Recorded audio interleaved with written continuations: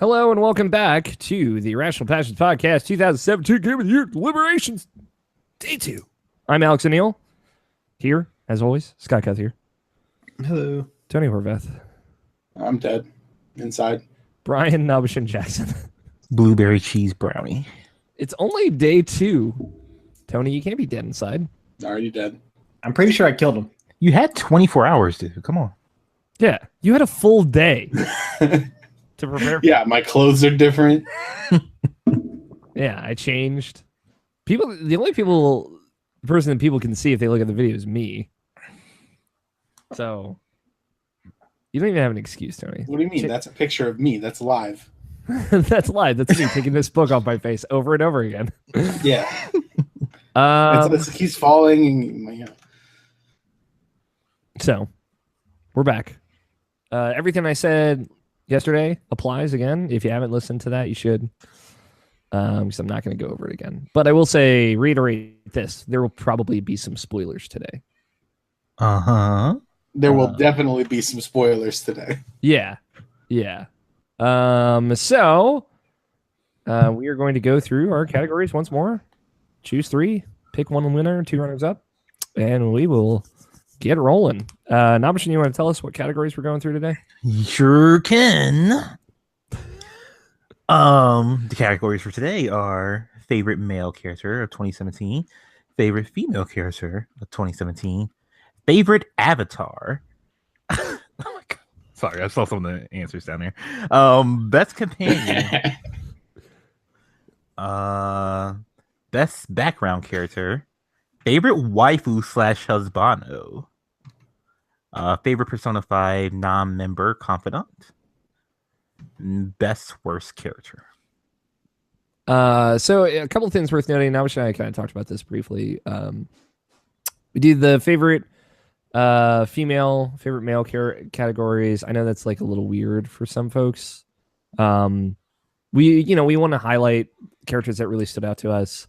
It's not that like best character or best new character or anything couldn't be female. It had to be male. It's just like we wanted to make sure everyone kind of gets a little bit more representation across all. It's not like I feel like favorite like non-gendered character or something like that is like a weird category as well. So it's kind of going off of identity and kind of like what those characters identify as. It's not to make anyone feel left out or like they're not represented. We're just trying to do the best with what we have and what we feel comfortable speaking to.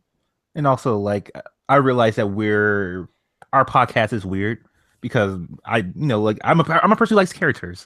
And I like Same. It's sometimes you just like focus on it and like focus on the characters in different ways, which makes them stand out, like a background character. Like obviously like not really a big part of it, but like it could be impactful for you in like a different type of way. And I just like highlighting that. So like if you have any criticism, just let me know. I'm open to hear it. That's because like I'm always the one who pushes forward for these categories. So like if you have some suggestions, just let me know. Yeah, it is worth noting. We didn't say this yesterday, but a big thank you to Nabishan for putting all these categories together and doing most of the work on these. He helps put all this together. So obviously feedback, if you want to send it to him, you can send it to me as well. But yeah, just let us know. So we'll start. First category, favorite male character. Our favorite character who plays a major role and identifies themselves as male. Kiryu Kazuma. Kazuma from Yakuza 0. Goro Majima from Yakuza 0. William from Neo. Mario from Super Mario Odyssey. Who's that? Some plumber. Bayek. Not. I guess, yeah, he fucking put up the belt, I guess. Bayek from Assassin's Creed Origins. Sebastian Castellanos from The Evil Within 2. I almost said Assassin's Creed again. Shuichi Saihara from Danganronpa V3. William B.J. Blazkowicz from Wolfenstein 2. Artorias from Tales of Berseria. Eisen from Tales of Berseria. Sandalwood from Pyre. Is there anybody missing from this list? The dude from Flint Hook. The Hook guy from Flint Hook. Ghost Boy. It's weird because I don't know where to put him. Yeah. I don't know if you put him under Avatar. I don't know if you put him under the male character. I feel like Avatar would be the best spot for him. I agree. But it's like you haven't gotten that far though, so like kind of know. Does shit get weird? You have no idea. It turns to Owlboy. But at the same time, while that definitely would be a hill that I'd die on, I'll just say it's a pleasant surprise and not much more. Okay. Let's just say Shuffle Knight-esque pleasant surprise, but nothing heavy. Okay. Cool. I'm glad he got mentioned then. It was started as a joke, but I'm kind of I was gonna get to it. Yeah, but it came up a little early. I feel like all right. So right off the bat, and Mario disappointed me in Odyssey, so I want to cut him like right now. It's the most character he had in a while. It's true. That still doesn't say much. There's a great moment at the end of Mario Odyssey though, where you're like, Mario's gonna fucking do something. Yeah, and then he doesn't. Disappointed me. Yeah. Look at it. Get him out of here. Mario go. His mustache looks very good on that pause menu though. Whatever he's putting in that. Yeah, but I can't tug at it. So it's like true, yes. No Mario 64 good stuff. You're doing me dirty. If you could like in handheld mode when it was paused, like pull on his mustache, that'd be fucking great. Boy. I mean, William from Neo is surprisingly not a bad character. No, but he also doesn't really do that much. Yeah, he just kind of hangs out. I feel like the characters around him. He hangs out and flirts with the one female ninja girl. Yeah, and then you fight her. Basically it. And then you fight her. That was the last boss fight I did, and it was very hard until Tony taught me how to break that game. So hard. So hard. God, the ice girl from Neo. We got to talk about Neo more, man. Yeah, I know. It's like hard to bring up, but Neo's got cool stuff in it. It's got one of my favorite boss fights of the year in it. So we should do a best boss fight category. We don't have to do it this year, but at some point we should do a best boss fight category. All right, I'm going to introduce the best boss fight category, and it's the ice girl from Neo. Good job. Congratulations. It's a really with runners up. I don't know. God for Persona. God for Persona and the real life dragon from Mario Odyssey. The one that do things to you in Mario Odyssey. The opera guy. Oh, that's Mario & Rabbids. Oh, yeah, that one. Yeah. Cool, fair. All right, cool. We did it. Dude, I got a lot of legs in this race. I'm not gonna lie to you. I know. Yeah, I know. So do I. I have 0. Also, we can cut Sebastian.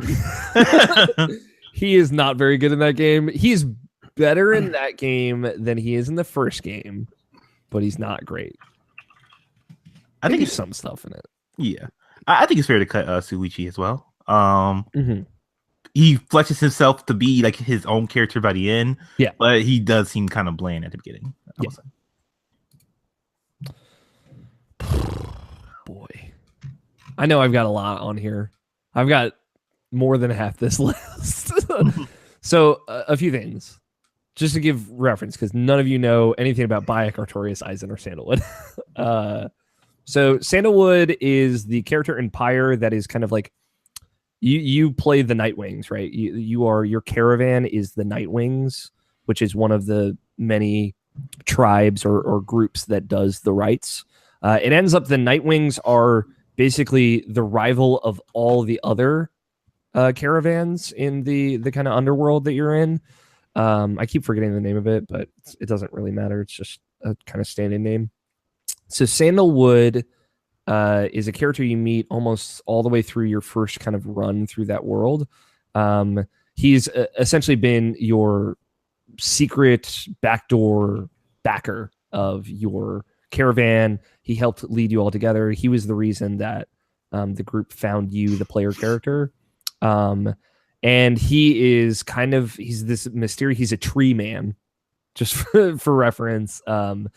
He wants to cause an uprising in the world above, the world that you're all banished from. So once you meet him, he kind of explains to you his plan. And his plan is to bring all of your, or as many of members as you can, to the Commonwealth above, from the underworld. Like, I forget the word that they use, but like liberate as many of you as you can, so that you can cause a coup and an uprising in the world above. And it's referred to as the plan. And Sandalwood is just like this very mysterious old character that you kind of learn more about as that game goes on. He's very good. Honestly, like, of the ones that I added here, he might be like the weakest link, but I think he's the strongest character in that game. He's a lot of personality, and he has like a lot of very cool history. The way other characters kind of react to him, he's like 600 years old or something. Like, he's very cool. And there's this moment in Pyre where he speaks to you, but he speaks in English. And like that whole game, like all the characters talk in like this fake language of gibberish, but he speaks to you, the reader, in your mind, in English, and it implies that the written language that the readers can understand is English. It's a really, really cool moment, and it really stuck out to me. And he's just, again, the only character that speaks to you, played by Greg Kuskavin. Fun fact. Who's one of the developers at Supergiant. And you know, it's a cool moment. He's got some cool moments in him. I just wanted to kind of speak to him. He's a very cool character in that game, but we can let it go. I did one. You want to do one now, Sure. I can talk about Majima for a second. So Goro Majima, at the beginning of that game, he's a owner of like the most popular club in the area.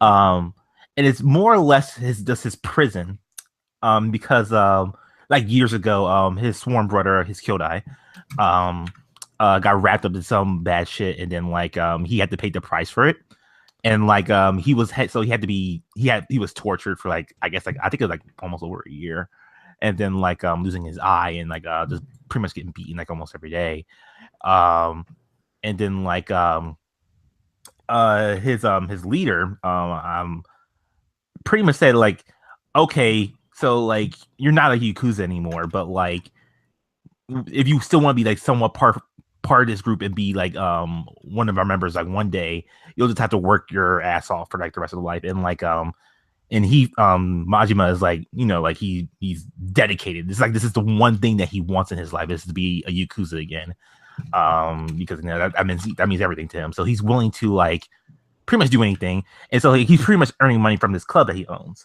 and like he has this weird rule in his club where it's like you know, like when you're here you're pretty much God, and like you're always right, there's nothing wrong. So like there's a situation in that game where like some drunken guy like gets like really inappropriate with one of his girls there, and like Majima like pretty much like I don't really want to spoil it, but like he like converts that what could have been a fight to like pretty much him that's like paying for everyone's drinks in there, which is cool. Am I serious? What? Oh, I'm sorry. I thought like yeah, you're good. No, okay. I was listening. I've seen this moment that you're talking about with Majima, so it's very good. So like eventually like I forget his name, but like the guy who's like looking over Majima to make sure he's like owning up and everything, making the money and everything. He has a mission for him. He says like, hey, you have to find this person called Mikimura Makoto, and like you have to kill this person. And if you kill this person, you'll be back in Yakuza. So he's like, fine, whatever. I never killed the person before. I'll do this.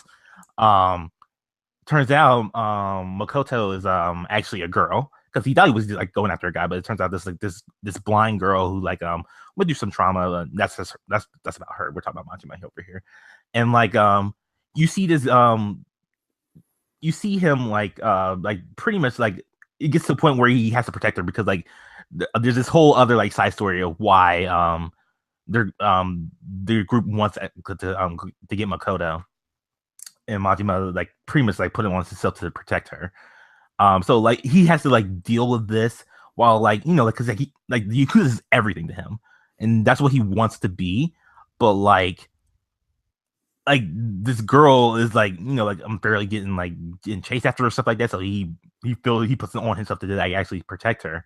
And then like later on in the game, like he gets in situations where like Makoto gets kidnapped and like he wants to go after her and like he can't leave this area, but like he's like kind of like just fuck this, I'm going after her anyway. And like he gets caught and he gets beaten up again.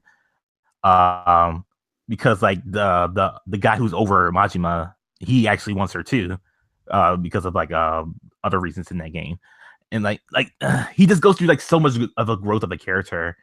And like it gets to a point where like he feels like he has to be like just like this demon, this monster, because like there's a point in the game where Makoto gets shot and like pretty much almost dies, and Majima just like realized to himself like they just want me to be this monster, just like to or I have to become this monster to be like actually get what I need and get what I want, and like and he does that, and like like I'm doing terribly to explain him, but like Majima is like one of the most fleshed out characters for like for so many good reasons.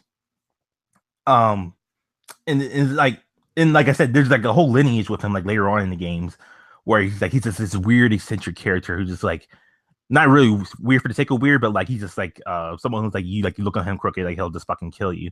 And like in this game, it explains like in depth why he became that kind of person. Because like pretty much they beat it out of him. Like the Yakuza like got to a point where like it just got into his head so much that like to be the demon that they want, he had to become a demon himself. And it's just like it's just a really great arc for his character. Yeah, and like Yakuza 0 is kind of like his game, right?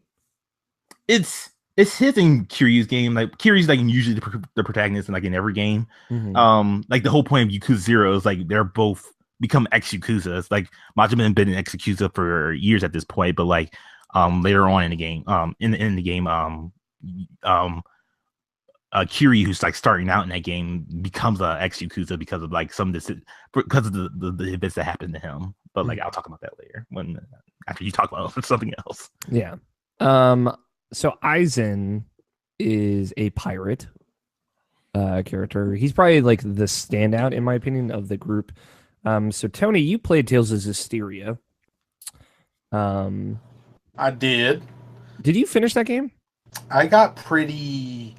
I want to say probably 40% of the way through, but I was playing on my old PC and it was having issues playing the game, so it kind of made me like want to take a break. And then stuff came out, and here we are. Gotcha. I would absolutely love to go back and finish it though. I just like have to do that. I also have to play Berseria, so yeah, no, I understand. I'd like talking about Aizen doesn't necessarily spoil anything about Berseria is the nice thing. So if you've played Tales of Zestiria, you have met Aizen is the cool thing. The blonde girl from Tales of Zestiria, trying to find out what her name is because I don't remember names of characters. Something like one syllable. Boy, there's a character named Saray in Tales of Zestiria, and I'm like, boy, man, the names. Do you remember her name? You know what I'm talking about. Yeah, it's been a while. I bet I could find it. If you give me a second. So she is the little sister of Aizen. And she, in Tales of Zestiria, you find out pretty early on that she's kind of hanging out at this mountain because a demon has been transformed into her, like the spirits, basically. They can turn into monsters. Edna, thank you. Edna is staying at this mountain in Tales of Zestiria because there's like this big monster there, this spirit that turned into the ultimate form of a monster or a demon, which is a dragon. And that dragon is Aizen. Do you think he also has the Hado? Yeah, he for sure Hadouken's death. Yeah. But no, so that is Aizen. So like, if you played Zestiria, you come into this game and you meet Aizen, and he tells you about his little sister and how he has to stay kind of at a distance because he's essentially been cursed with bad luck. He carries this coin that is heads or tails, and like the tails is like a skull and heads is a face. And he flips it and it always lands on tails, always.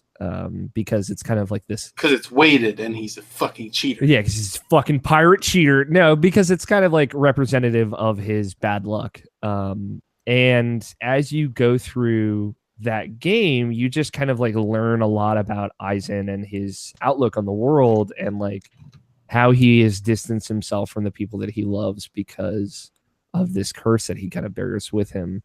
And there's this moment where he is like starts becoming infected with like this plague that would cause him to turn into a monster.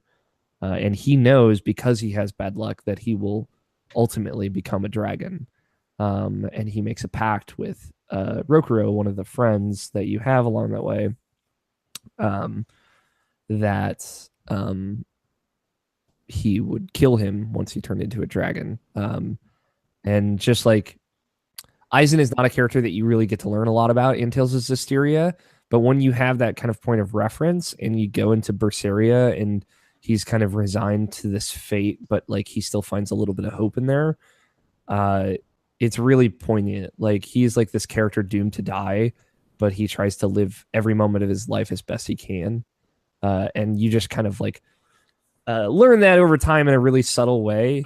But like on top of that, he's just like a goober in some regards. Like he's really into anthropology, so like he like learns a lot about culture, and he tries to tell everybody all these anthropological facts about things that no one gives a shit. Like, who the fuck cares?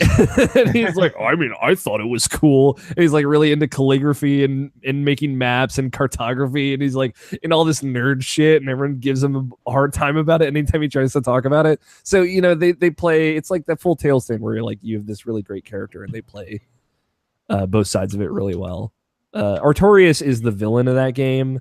I would say he's probably the weak link here of all of them. He's very good though. Like, you know, he goes through a bunch of terrible shit. Like his wife dies. He like loses his arm. But he like basically takes this and he turns like his hope, and he falls from like this hopeful character that wants to make a difference to like this kind of prejudiced character that hates demons and wants to wipe the world clean, you know, like the full fucking burnt earth perspective. And he is like such really good chemistry with the protagonist of the game, Velvet. Like he's her brother-in-law, and it's very good, but like I would say like we could probably let him go. There's a lot of really good sexual tension there. No sexual tension, actually. And then I don't know, Bayek is a whole thing. He like there are moments about like Bayek is like this really well fleshed out character in Assassin's Creed. He's probably the best part about that game, aside from Aya, his wife, who we'll get to in a bit. Like, you know, he was like trying to hurt somebody, and somebody put his son right in front of them, and he stabbed his son in the heart and killed him. And he's like had to carry that with him forever.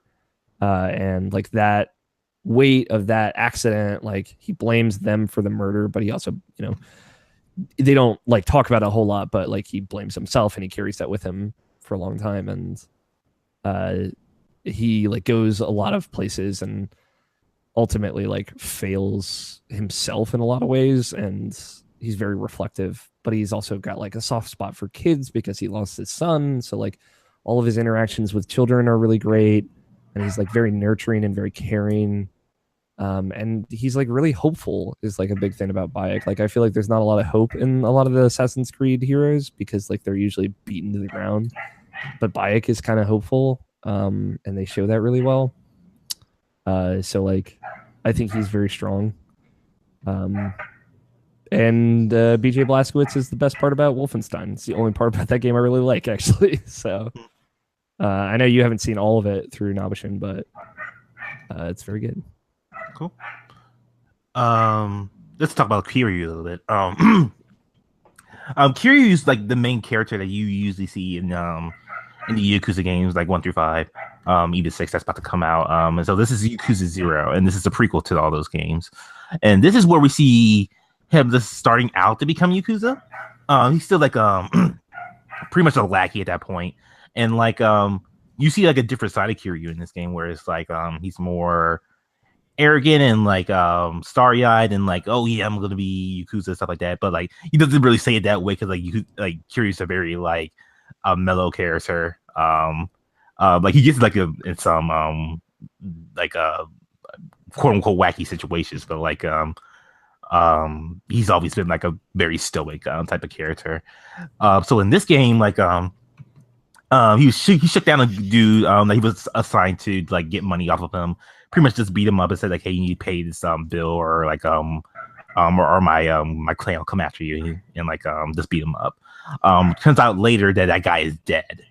And so like, you know, like the police go after Kiryu, and they instantly blame him, and like that pretty much like Kiryu feels like so guilty because of that, because of like because his leader is a guy who raised up not from birth, but like from an orphanage. Like he was raised up by his leader from the Kazuma family, and like so like Kiryu pretty much say, hey, I'm just gonna like just leave the Yakuza, so like this won't tarnish our clan or anything like that. And you can't really do that with the Yakuzas.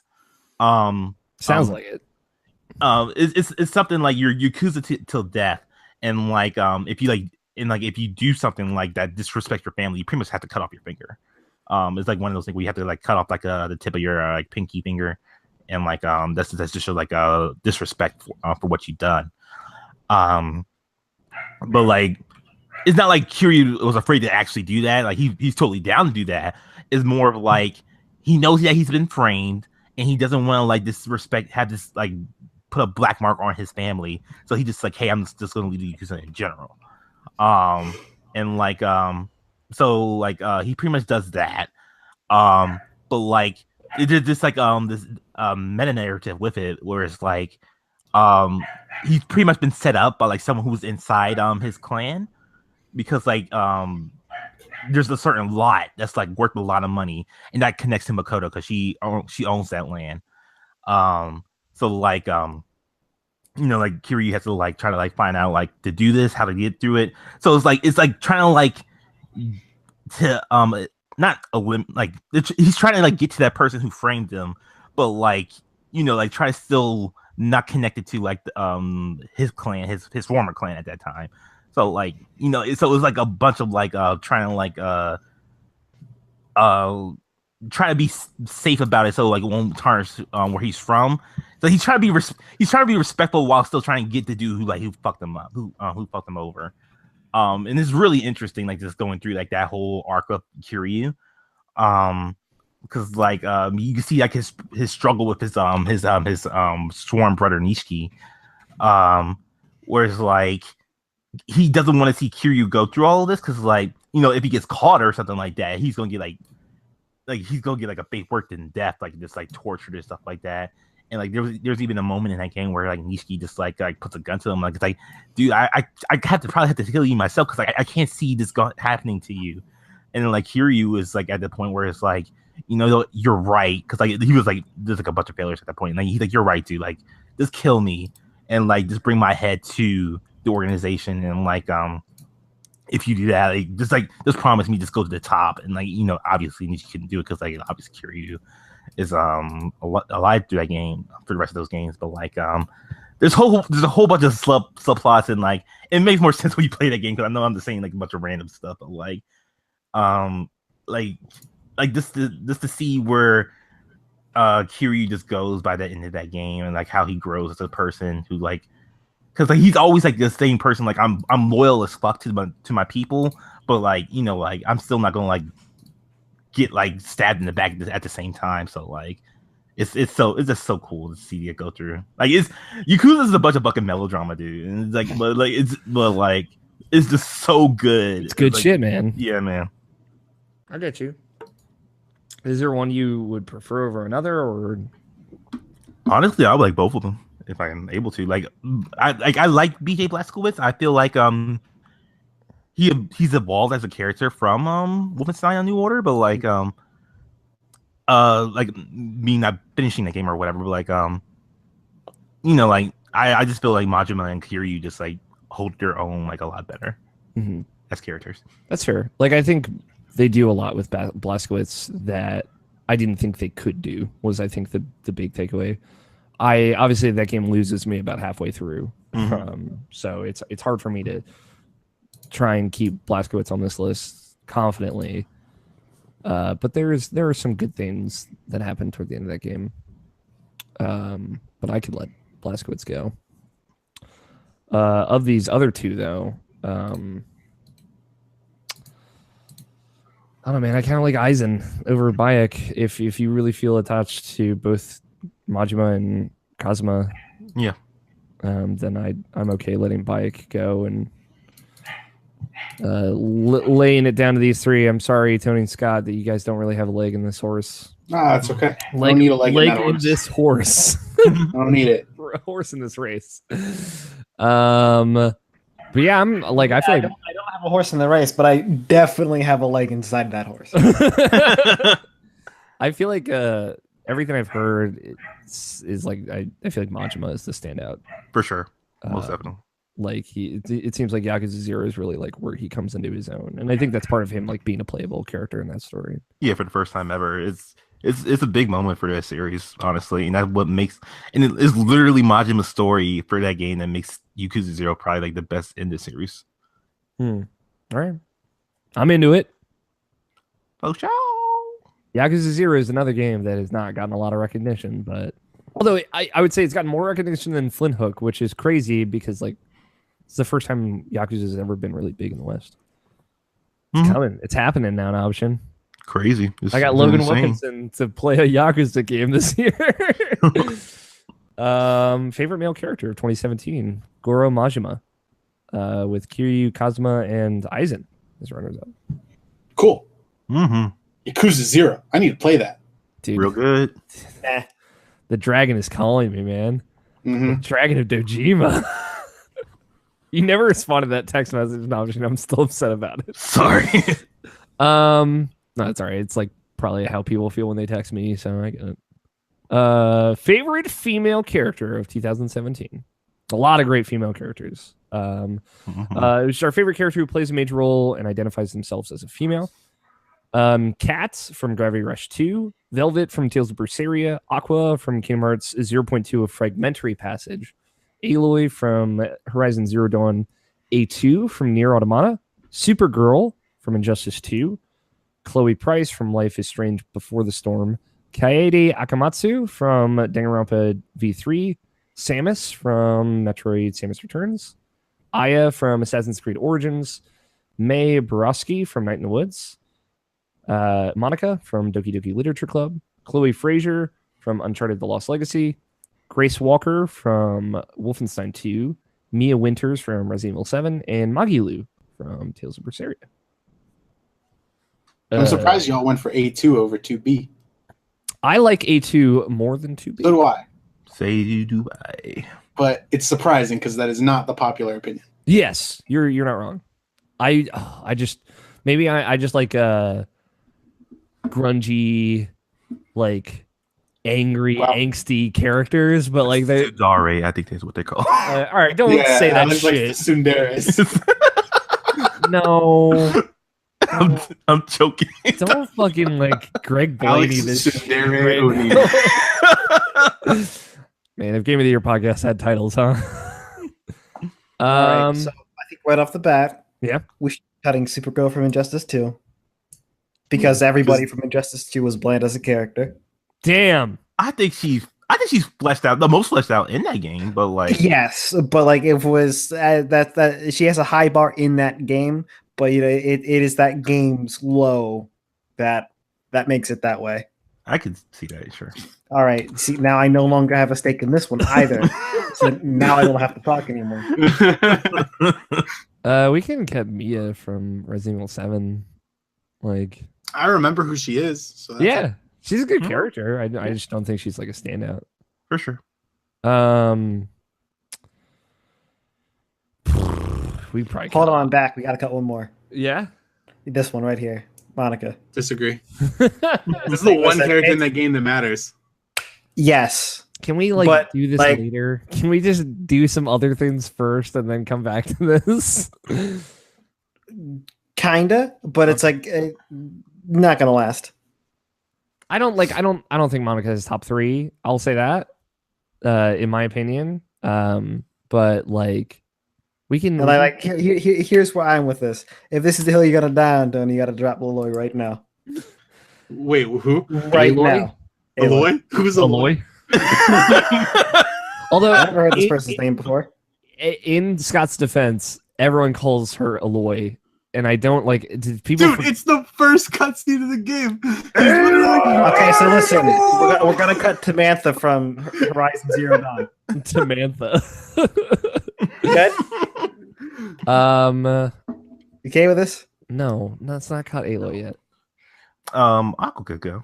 I feel. Yeah, I was gonna say Aqua like is a weird one on this list, but I mean, she goes through shit. And she's good in that game. Yeah. Got what's her face back for it? Thea from fucking Arrow. Like I can't remember the actress's name. Justin Graffius is gonna be so fucking mad at me. Whatever, he's MVG, he's fine. Yeah, that's true. He'll live. He's got the only award that he cared about. So who do we feel strong about this in this category? Because I like Hat, but like I feel way stronger about May from Night in the Woods more than anything else. Like I guess I've heard good things about May. Yeah, me too. Like of the ones here, like I really like A2. She's like my favorite character from that game. Mm-hmm. I really like, especially, oh man, she has a good arc. Like for me, like her arc just like makes like everything that happens with 9S that I do not like in that game like palatable. Like, Mm-hmm. and like how she goes from someone without hope to someone with hope is really good. Of the like the characters that only I know, like I guess Aya is really strong, and maybe Velvet I'm pretty conflicted about. We can definitely let like Samus go. Magilu I think is a really great character. She's kind of like a character that tries to make everything a joke, but she's like really hurt on the inside. Like she literally can't feel anything. Mm-hmm. And Dang, she should get that checked out. yeah, she probably got that weird feeling thing. And then you find out like basically why she is the way she is. And it's like really fucked up. And you're like, boy, you're just kind of just trying to bring a little lightheartedness to everything because you have none of it. And they play that really well. But we can let that go. Who is Grace? Oh, Grace. I remember. I was like, man, who's Grace in Wolfenstein? Yeah, Grace is very good.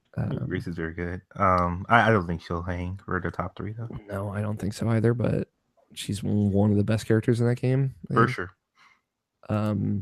Boy, she fucking says how it is too. Mm-hmm. All right, I've waited long enough. All right, Tony, say your piece on Monica. Time to go.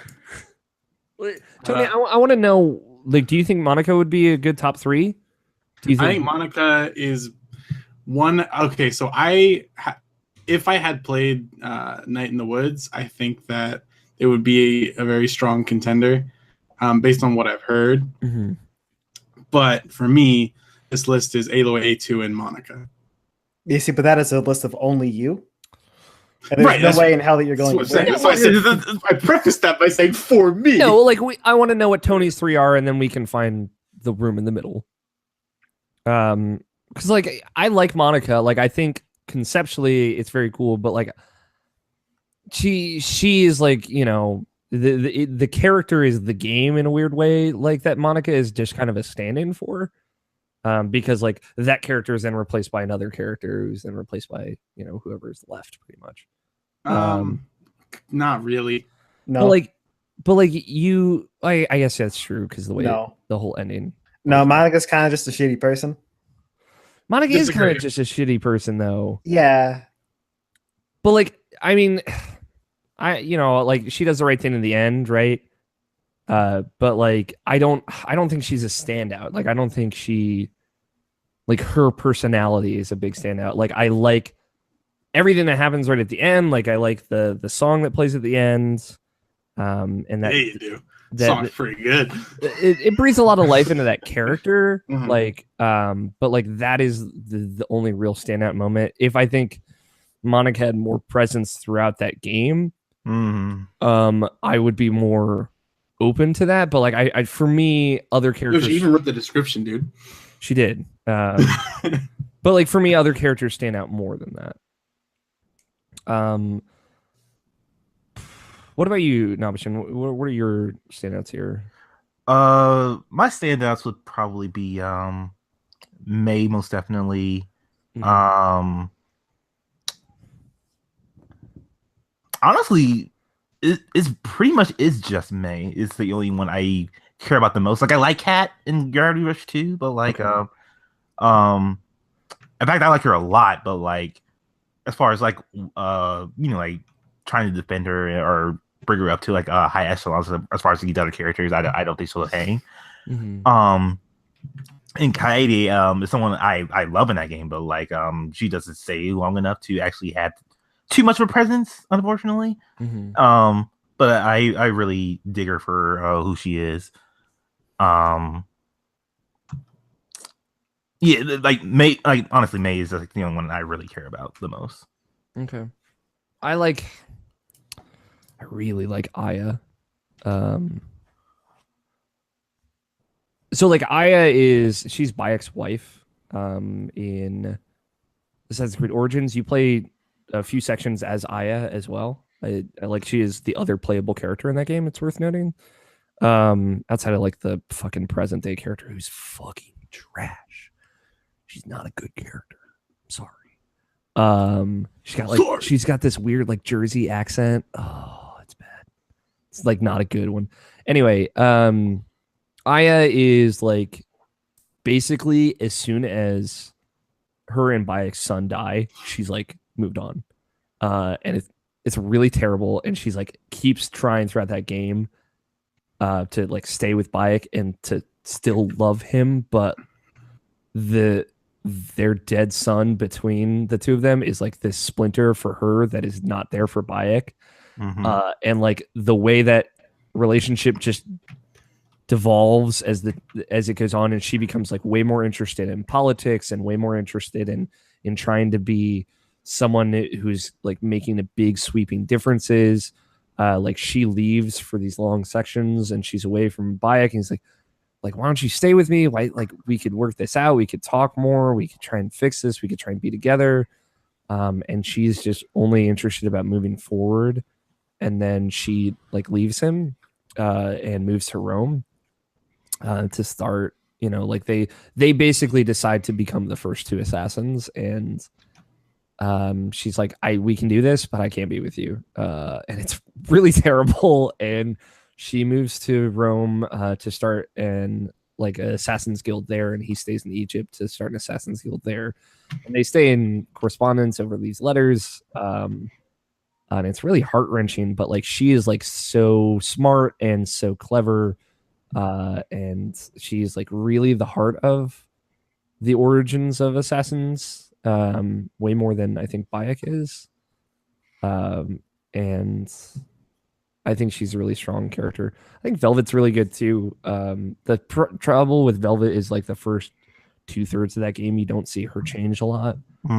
And then like she just progressively becomes more and more filled with hate because she's on a vengeance quest and she doesn't care who she hurts. Dude, that sounds so cool. A vengeance quest. She's on a vengeance quest. It's very cool, and like it's really great because like so in Tales of Hysteria, you become the shepherd and you are the savior of the people, and your goal is to stop the Lord of Calamity. And in Tales of Berseria, you like light shit on fire and burn towns to the ground and basically kind of scorch earth, everything around you. And you try and get better about it as the game goes on, but you become the Lord of Calamity, and your enemy is the shepherd who's trying to quote unquote save the land through like this religious purification of everyone. And it's cool to have that role reversed for Berseria. It is a very cool functioning mirror of that game, and he plays the first Lord of Calamity, and you're half demon, half human, and it's cool. It honestly sounds awesome. It's like very, very cool, and like ultimately, Velvet like makes a very big sacrificial choice because like like her brother was murdered by this man. Like basically the only thing that she loved in this life, her sister and her brother were killed by this guy, Artorias. And she has nothing because of him. She literally has nothing. And she hates him more than anything. And I'm like, I totally fucking get it. Like you had three things, your brother-in-law, your sister, and your little brother. He killed all of them. It's like he killed what she saw as her brother-in-law, her sister, and her little brother. And then like he is like trying to purify this world in this terrible way, and Velvet slowly kind of comes to grips with like being more than just a monster, and like basically being a monster so everyone else can have a hero. Like she ultimately is like, I'm gonna be the bad guy so that you can be the good guy. But even though I'm doing the right thing and you're doing the wrong thing, but I just don't want people. I want people to continue to have hope. And it's really powerful. And the way that game ends because of her last decision is something special. So I don't know.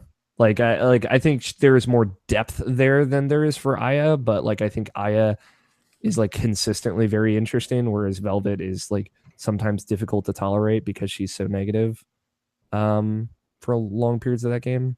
So and I think A2 is really great. I think Aloy is also really great.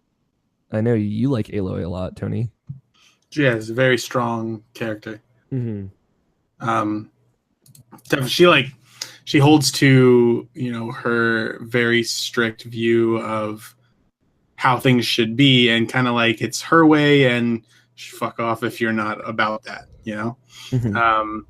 And I think that plays into what she gets out of her journey through the world, and how she's able to kind of get through the challenges that are put ahead of her in a really good way that makes sense for how someone in her situation would approach the world. Yeah, and like she has kind of like this weirdly modern perspective of like all these religious believers are like, for sure, oh hail the machines, and you're like, dude, fuck this, I'm gonna use this robot arm and kill something. Mm-hmm. And like there's just something really admirable about that for her. But I guess like is Chloe not a standout here, Nobshin? It's Either of them. Like for me, no, but like to talk about like Chloe Fraser from Uncharted, like seeing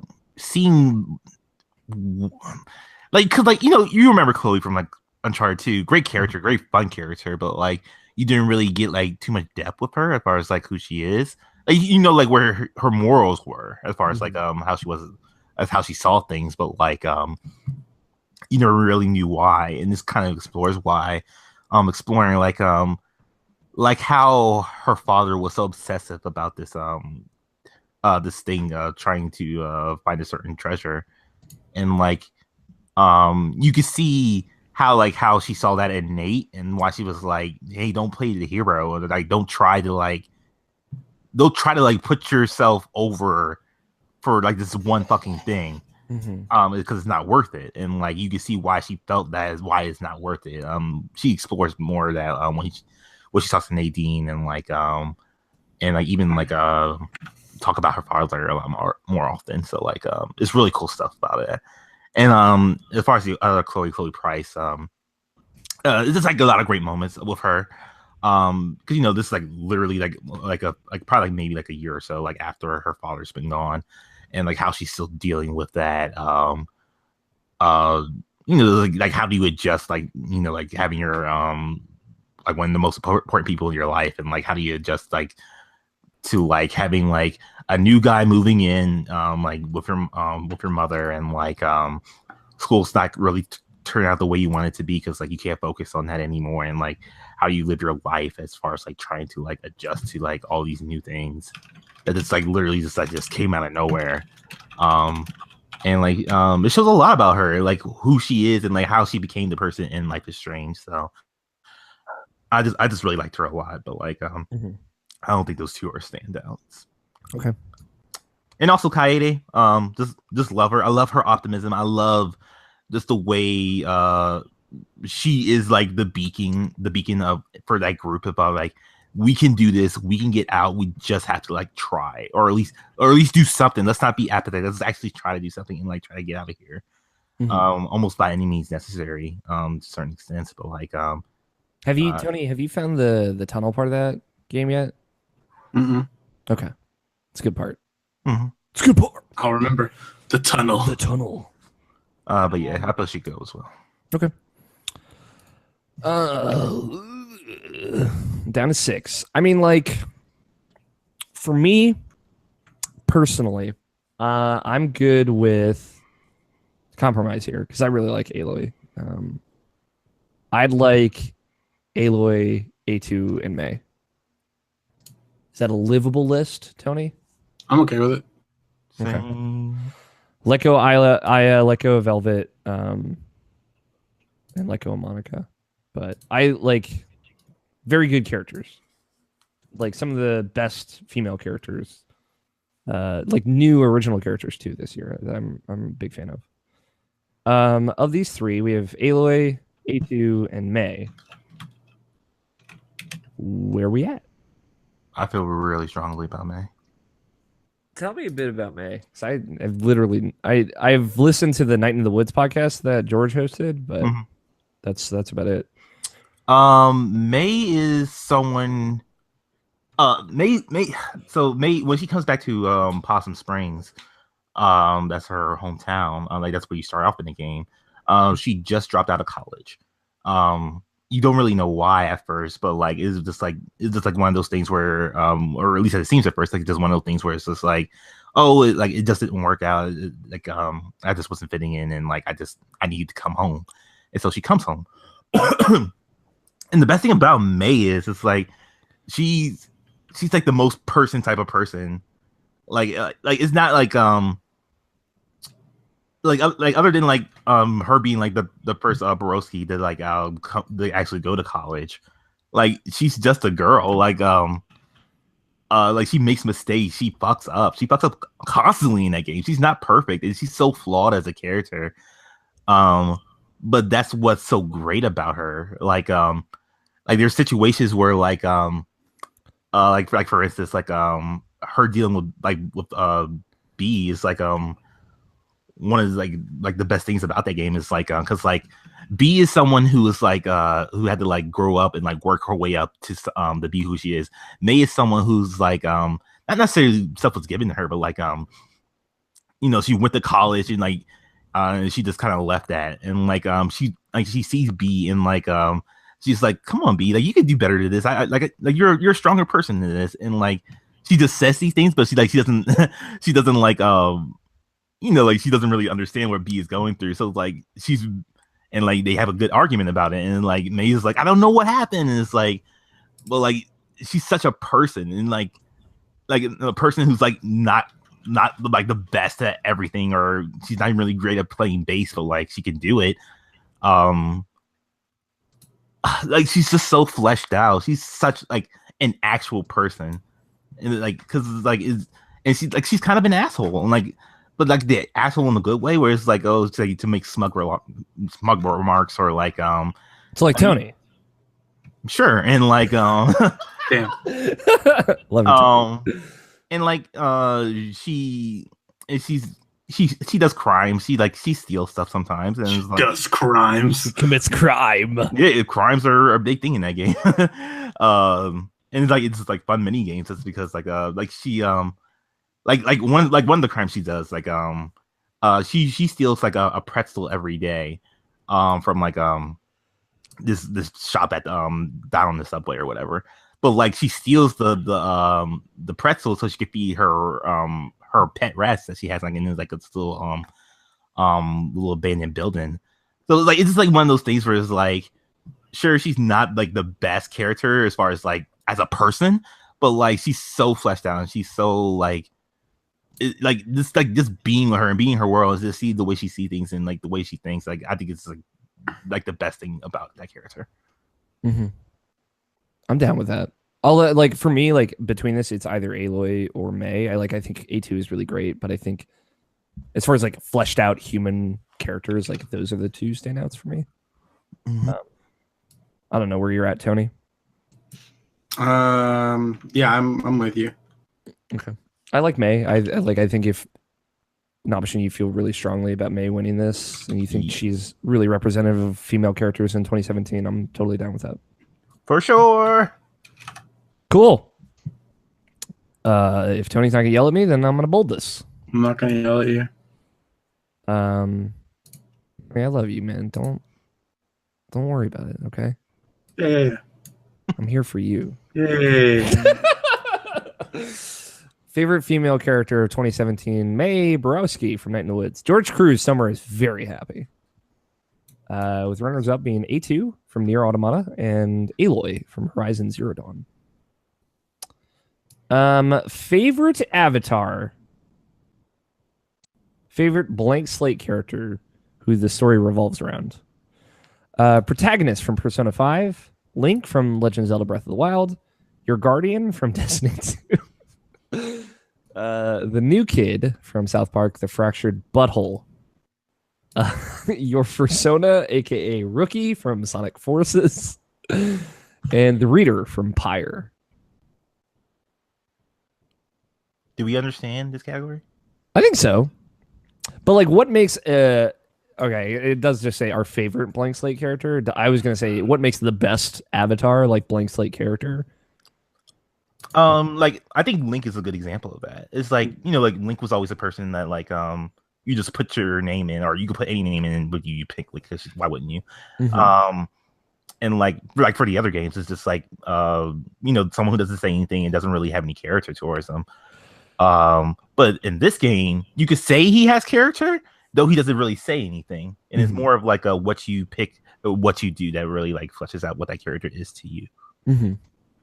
I think Link is really good in Breath of the Wild too, and I will say like there is some really cool stuff. Like if you find Zelda's room, you can. Wait, where the fuck did the real avatars go? Tony had written for listeners' reference. Like this, so we don't have time for that bullshit. Yeah, you're on the timetable here, Tony. Look, dude, Korra is the best avatar. Korra and Aang were written here. Well, it was a good bit. Scott deleted them. All right. Saving time. There we go. Yep, good call. Yep. Shout out to the personas, though.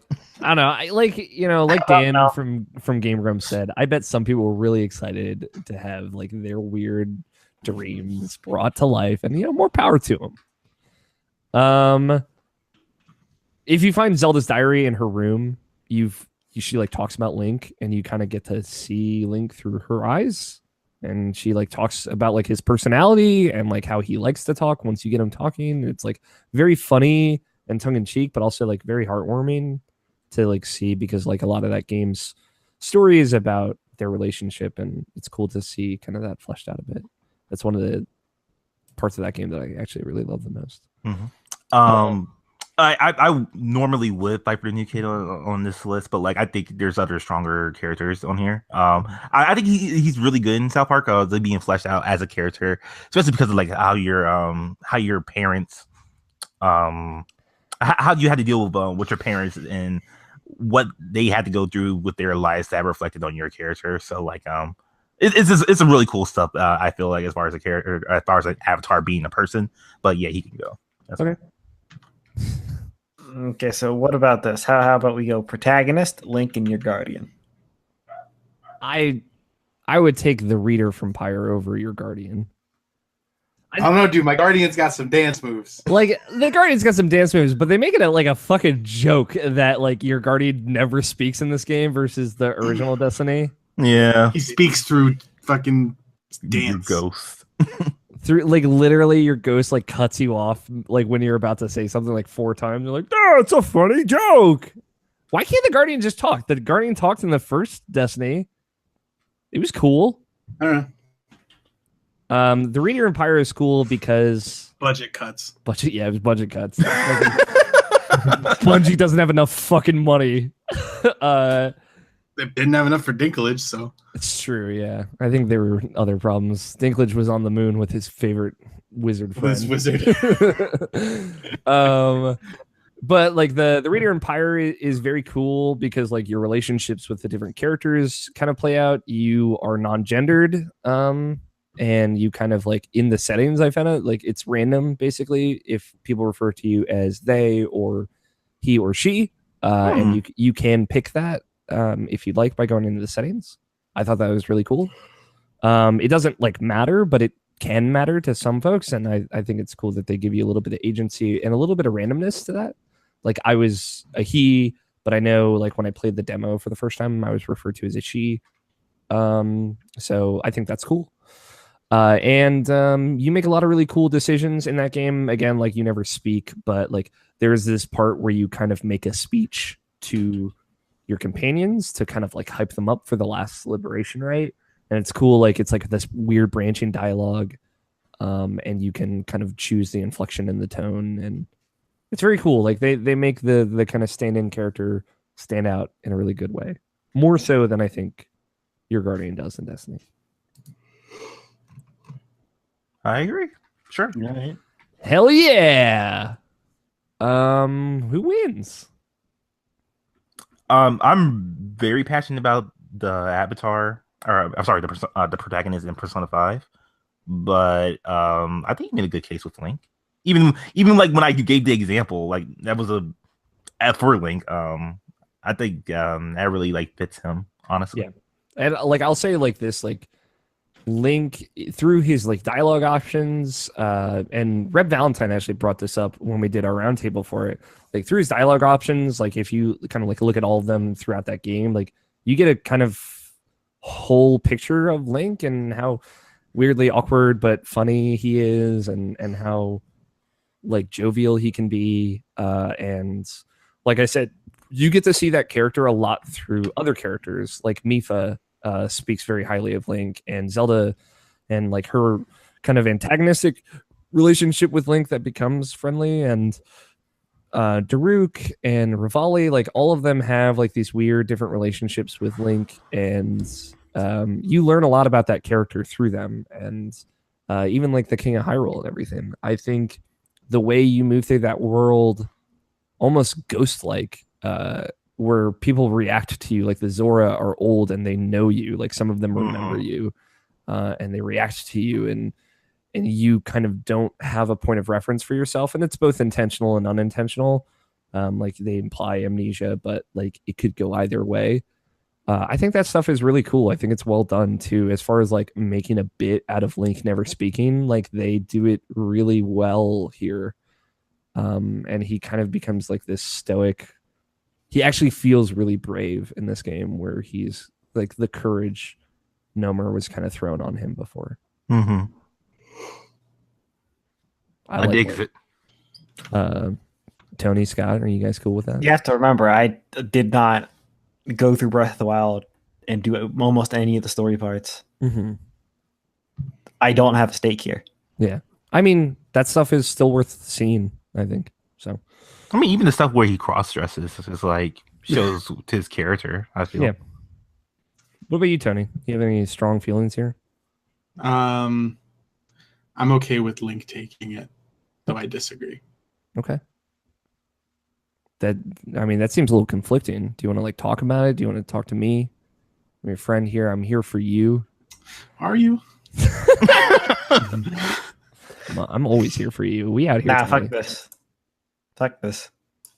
Hit it, Scott. All right, there we go. Done. All right. Next category. Best companion. Our favorite ally that assists the protagonist. Does this have like restrictions on an option?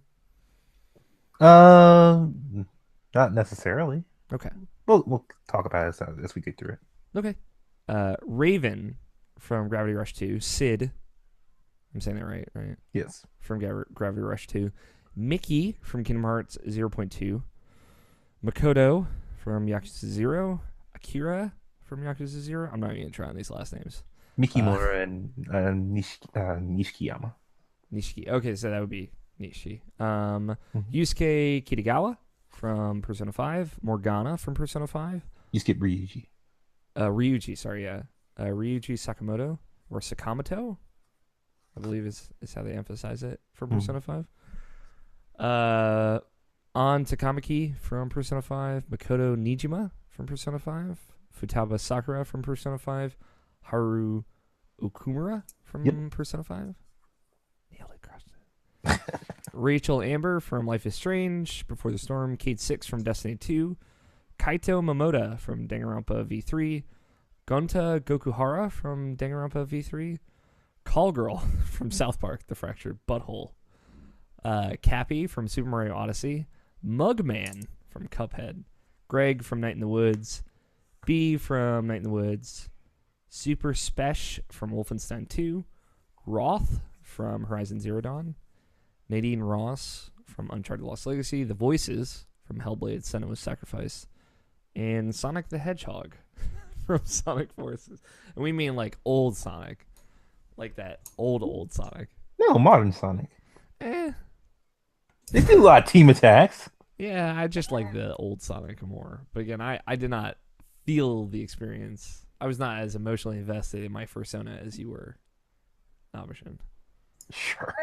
I'm pretty sure you didn't have one. Right. I always have had one, Scott. It's just in my heart. Hey, you. Fuck off. I'm sorry. It's a I $40 don't like game, your girlfriend. guys. Tell me about the Call Girl in South Park. I just want to know what that is. Oh, Call Girls is Wendy. She's just the best party member you can have, I feel. Okay. Like she can like attack pretty much anywhere on the map to do phone destroyer, which is a really good move to like lower defense and stuff like that. And like she's good at distracting enemies so they can like attack her, and like she'll have a shield up, and like that's a good way to attack them while you attack them from behind. So it's like good strategy stuff with her. But she doesn't need to stay. Okay. I'm gonna just take that one off. I guess like what are the highlights here? What do people feel pretty good about? I like Greg and B. Yes. Okay. I like, weirdly enough, I like the voices. I like Futaba. Just throw that one out there. There's another category for that. There is another category for that. But she's legitimately a good companion. She's a good. I'll say like the assist stuff that like the assist character does in this game is definitely a big step up from Persona 4. Mm-hmm. Like being able to swap out unconscious party members, or swap out your whole team if they all go down outside of you, which happened to me in the final boss fight. Oh, nice. So yeah, there's some really cool stuff, but that's true of like all the characters For sure. in that game. So I don't want to necessarily limit it to. I actually want to keep Morgana as well. Morgana is a lock for me. Okay. A lot of people don't like Morgana. Well, let me go fuck themselves. Cute little cat. There's some haters out there. Scott, how do you feel about Cappy? Eh. That's kind of how I feel about Cappy. Although Cappy reminds me of, and this is going to ruin it for some people, he reminds me a lot of Flood. Doesn't ruin it for any of us. Obviously, we're not haters on this show, but because he's got a lot of personality. Mm-hmm. He's cute. I think Flood was cute. Flood. I have a question. Sure. By Roth in Horizon Zero Dawn, do you mean Rost? R-O-S-T? Is his name Rost? Aloy's like foster Surrogate Papa? dad? Yeah, R-O-S-T. Okay. I thought it was Roth. Nope. Rost. Yeah. Rastafarian. Gotcha. Rastafarian. What do you feel, Tony? Best companions. I liked Kate 6 because he's funny. He's funny. Though not necessarily a companion. Yeah, he just kind of yells at you. I'm not, He's just a I'm funny not dude. I'm not huge on the companions that are just there to speak for you. Yeah. Like Ghost wouldn't be a good companion. He just talks. And for you. that's why I'm not too big on Cappy either. Yeah. Okay. Because that's basically why he's there. That's good. He doesn't like. Yeah, he's just a surrogate for you. All right. Good gameplay stuff, but sure. Yeah. Yeah. I agree. We can take out Kate 6 by extension of that. Yeah. Um, I like Gonta a lot. yes, Gonta's great. Gonta's awesome. He's so good. He's so good, Tony. Oh. He's probably my favorite companion of this year. Yeah, him and Kaito are both really big standouts for me. Mhm. Fuck God, Mugman. he's such a gentleman. draw a line in the sand. No, I'm just kidding. I love Mugman. I just don't like, whatever. He's not a standout. Yeah. Should we add and then remove 9S? Yes. No. I don't think 9S should be on this list. No. He's a companion though. He's for sure a companion for. Oh, for sure. You could get rid of Sonic now. That's Okay. That's a good little bit. You said your piece. We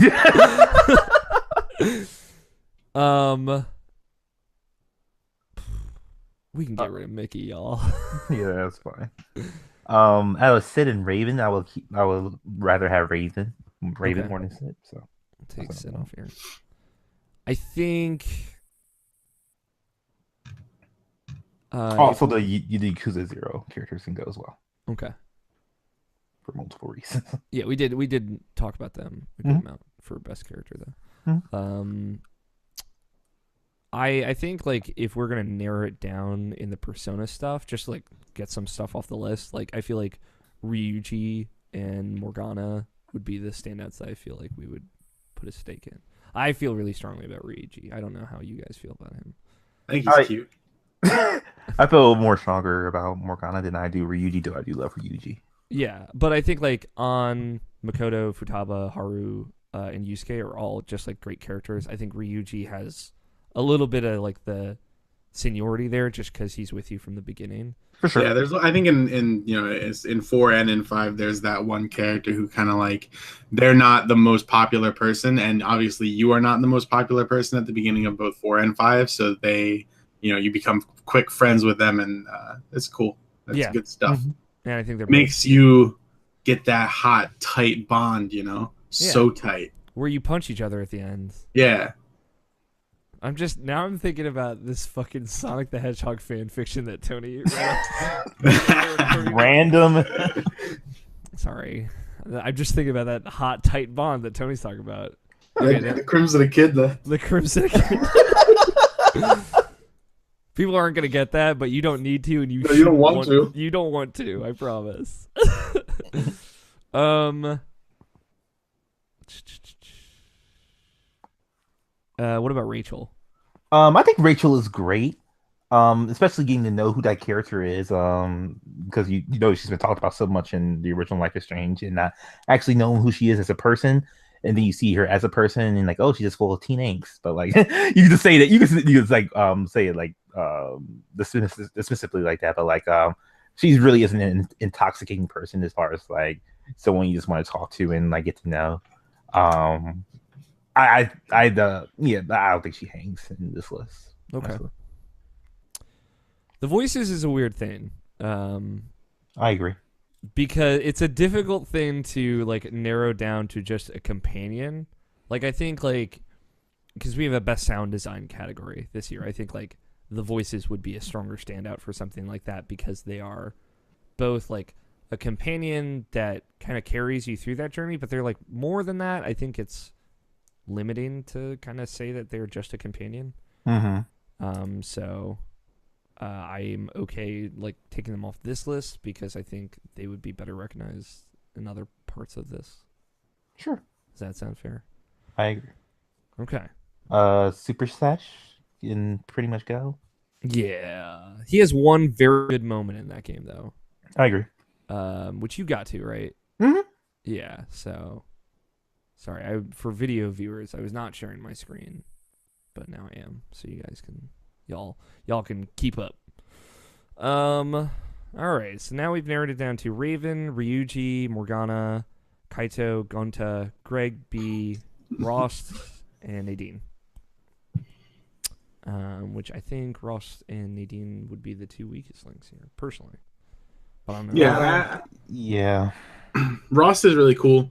I think that he plays a huge part in shaping who Aloy is as a person. Yeah. But yeah, and he does like the thing that companions do in video games, which is sacrifices himself for you. Yeah. He's not around. but I think he's long not enough there to- for the yeah. game. Really, Yeah. he's there for the prologue. He leaves a really great impression, though. I'll say. Yeah, for sure. Um, There was like I went through the entire game Horizon Zero Dawn wanting to know and find out more about Rost. And you do get to find out more about him later on, which is really cool. It's a really good moment. Cool. That is good. All right. Nadine is also really great because like you don't have much point of reference for her in Uncharted 4. She's just kind of like the bad guy that kind of doesn't want to be there. Mm-hmm. They flesh her out really well in Lost Legacy, and they do that in the way that Naughty Dog does, which is like how she bounces off of another character, and it's very enjoyable banter. I agree. So, but I think they're like just really, really strong kind of companion characters this year. I think Raven can go now. She's just a really good ally to Kat and her adventures in that game. Especially in the DLC when they flesh out her character more, like who she actually is. And just like this being just a really great friend. But yeah, she can go. Man, this is a tough 6. I guess am I kind of like the only one really trying to hold on to Ryuji here? Probably. I would say like Morgana is great because he goes through like such an arc. Like there's an evolution there that is really great. Like when you start and he's kind of like the smarmy know-it-all, and he goes from wondering like how important he really is to like kind of being part of the family in a really good way. Does Morgana also kind of fit into the thing where he just kind of speaks for you? I think to some extent, but I think your character has more personality in Persona For sure, 5 I agree. Yeah. than most other places. I think he's a surrogate to move the plot along a lot for the beginning part of that game, but like he really does come into his own in a great fashion, especially like when he leaves the group and he like pairs up with Haru, and there's kind of like this antagonistic. I know you're a huge fan of Persona, Scott. I've heard that Scott really liked Persona. Let me tell you about. I thought he was like the biggest fan of anime. Yeah, he loves anime bullshit. Scott's one of those people who, like, when you ask Scott what it like if traps are gay, he says traps are 4% gay. Oh my god, I think that's like, is that offensive? No. 26%. 26% gay. He's the one. No, actually, that's not funny, so it wouldn't have been a good joke. I'm trying out here, all right, guys. I personally feel a little bit strongly about Ryuji than Morgana. Nailed it. I think Morgana is great. I think like Ryuji's like personal growth throughout that game is really good, and I like that he is he's not like a great dude, but he's a good friend. Mm-hmm. You know, like he kind of fucks up a lot, and he's consistently not great at being like low key or very smart, and like like his kind of butting heads with Morgana is like a great moment where like he ultimately apologizes and stuff, and you feel like he grows up a little bit. Plus like his whole kind of big moment at the end is really like, man, sent some emotional spirals for me. So I think he has like a really great journey through that game, especially like the way his relationship develops with your character. But I still feel the same for Morgana as well. Yeah, I don't think they are diametrically opposed. I think I connected with Ryuji's kind of relationship a bit more than Morgana's, but it's a close difference. Well, how strongly do we feel about Kaito and Gunta then? I don't know a lot about Kaito. I really like Gunta though. Kaito's really good. Kaito is really good. Like I said, the really thing that only diminishes Kaito for me is because, like I said, he's basically just Kamina again. But like he's a very optimistic person. Tries to do what's best for everybody and sacrifices a lot because of that. And I just feel like he's a good, strong, like he's the leaderish type, and like, but like he's the trophy leaderish type where it's like, we'll just try something and like almost not really damn the consequences, but like it'll work out eventually. And then he's like one of those guys who gets lucky enough that it kind of does, but doesn't really think things through, which is like kind of a detriment, but also kind of a positive as well. When you're like in a very like dark and depressing situation. So like like I really like Kaito and I really like Gunta, but like if Ryuji's like a mainstay, like I could see them both going. I would like, in a perfect world, I would probably have one from each of these games here. But I mean, like I think I generally feel stronger, more stronger. God, Jesus, Strongly. I feel better about the Persona characters than the Danganronpa characters personally. I think and that's like just because they have more room to grow, they have more time to grow. You know, Danganronpa is always kind of like a short timeline kind of game, versus Persona, which takes place over an entire year. So, but yeah, they're both good. I like. How do you feel, Tony, as the other Persona person here? I haven't played enough of Danganronpa to have seen a lot of much character development from these characters. I just know that Gunta is fucking great. He's fucking great. He's really good, and that's basically all there is to it. I like both Ryuji and Morgana a lot. And I don't know anything about the Night in the Woods characters, so for me, the list is Ryuji, Morgana, and Gunta. But that's I don't know much. That's half the list that I don't know much about. Then so yeah. What's up with Night in the Woods?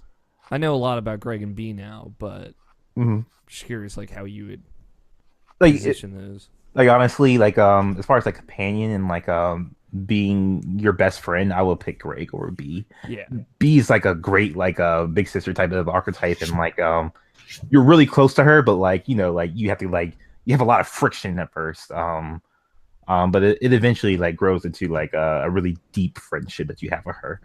And Greg is just your friend. He's just your dude. He's your guy that you just do stuff with. He's always been your friend. He always will be your friend. And like sometimes that's the thing you really need out of life when like like yeah, you could tell me everything I need to do, but sometimes I just need to have fun, and like that's what Greg is. And Greg is just fucking awesome because of that. I feel like from what I've heard, Greg is the bigger standout. Especially like his story of like him and his boyfriend are the only gay people in town, and like Greg's bipolar and has episodes, and it's a whole bunch of stuff. Him being kind of like trapped in the town, and like how that reflects back on, or that's B I'm thinking of, but like that feeling of Greg is kind of trapped as well, but he's just working to leave it. Yeah, him and what's his name, starts with an A. Angus are trying to get out, right? And B is the one that's like can't get out, right? So yes, I like from what I know, I think I'd pull more from Greg. I would be cool with Ryuji, Morgana, and Greg. Yes, that's where I'm feeling. If that sounds good, I'm alright with it. Okay, I know Scott. Gunta's a good fourth. Really want to cap you on this list. Yeah. What? What was your favorite? What was your favorite capture, Scott? Just as a quick aside. I thought they were all just eh. I really liked the little bird that you find in Bowser's castle that sticks his nose out, and then you can put it in walls and fling yourself up. I really like that onion thing. The little centipede guy. Is it a centipede? I don't know, dude. Like the weird. I like the meat.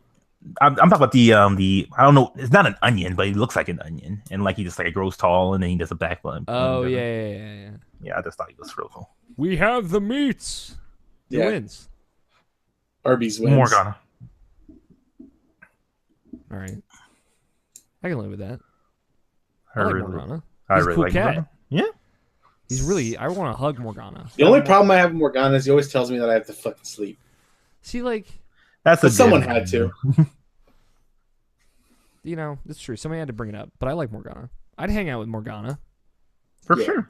I love Morgana. I'd get in Morgana. All right. I don't know if I'd go that far. I would. He turns into a van. All right, fair enough. He does turn into a villain. I think that does make Morgana a pretty great companion.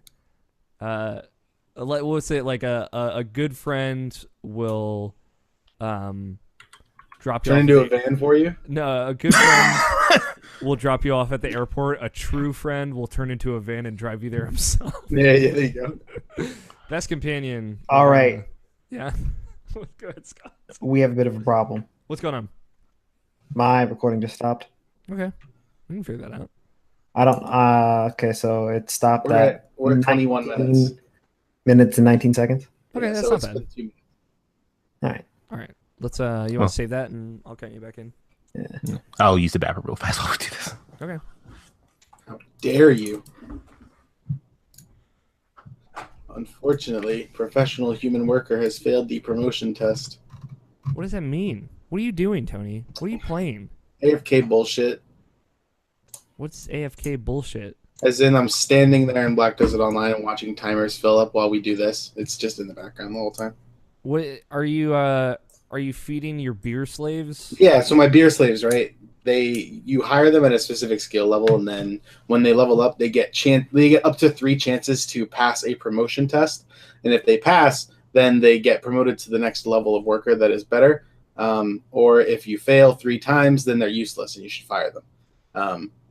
When you fire them, do you like incinerate them and kill them? Yeah, probably.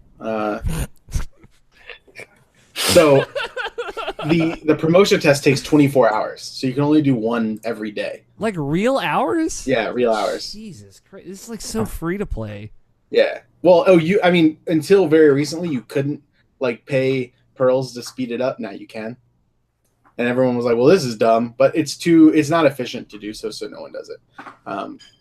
It's like I've had these workers for the entire time that I've been playing, so like, I'll just like wait a day, and if they go, they go. If I have to fire them and throw them in the furnace, I will. Yeah, exactly. You ready, Scott? No, almost. Okay. Okay. Welcome back. I You learned look about how Tony burns his workers alive Yeah. If they're not good enough, in Black Desert Online. they get incinerated. Oh, okay. Worth noting, not in real life. No, in real life. Oh, okay, good. Yeah, they get put into the trash compactor. In the grinder. Do you work at Mondo Burger? What's the Mondo Burger? I don't know what it's called anymore. Whatever. Bad joke. Moving on. Say the winners. Well, we have to count Scott back in first. Oh, I thought you already did. I'm sorry. I'm gonna listen to this K-pop. I need you here, Tony. I want your eyes up here. Huh? Eyes up here. They're so cute, Alex. I'm making sure this is good to go Okay. before I go ahead and delete it. So For sure.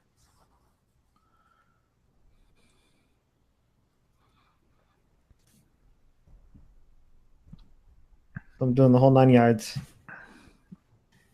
Do you not just like save it real quick and start a new file? That's what I do. That's what the kids do. Is Dark Souls with 8 players? Not 8 players, 6 players. 6 players. A little bit too much. Sounds great. The only thing I'm worried about is the woods in that first Dark Souls game where people can fucking just invade whenever the fuck. Mm-hmm. That's going to be a goddamn nightmare. I'm debating though. Do I want to play it? I doubt the Switch version is going to be 60 FPS. So I'm trying to decide if I want to do it on PS4 or Switch. I'll probably get it on Switch, but On Xbox One, dude. yeah, but like no one's going to play with me then. Allie said that If you get it on the Switch, at least if I get it, you'll know I'll play. yeah, with you. exactly. And like Allie will play. Apparently Allie You just got to chill on them levels. exactly. You got to coordinate that.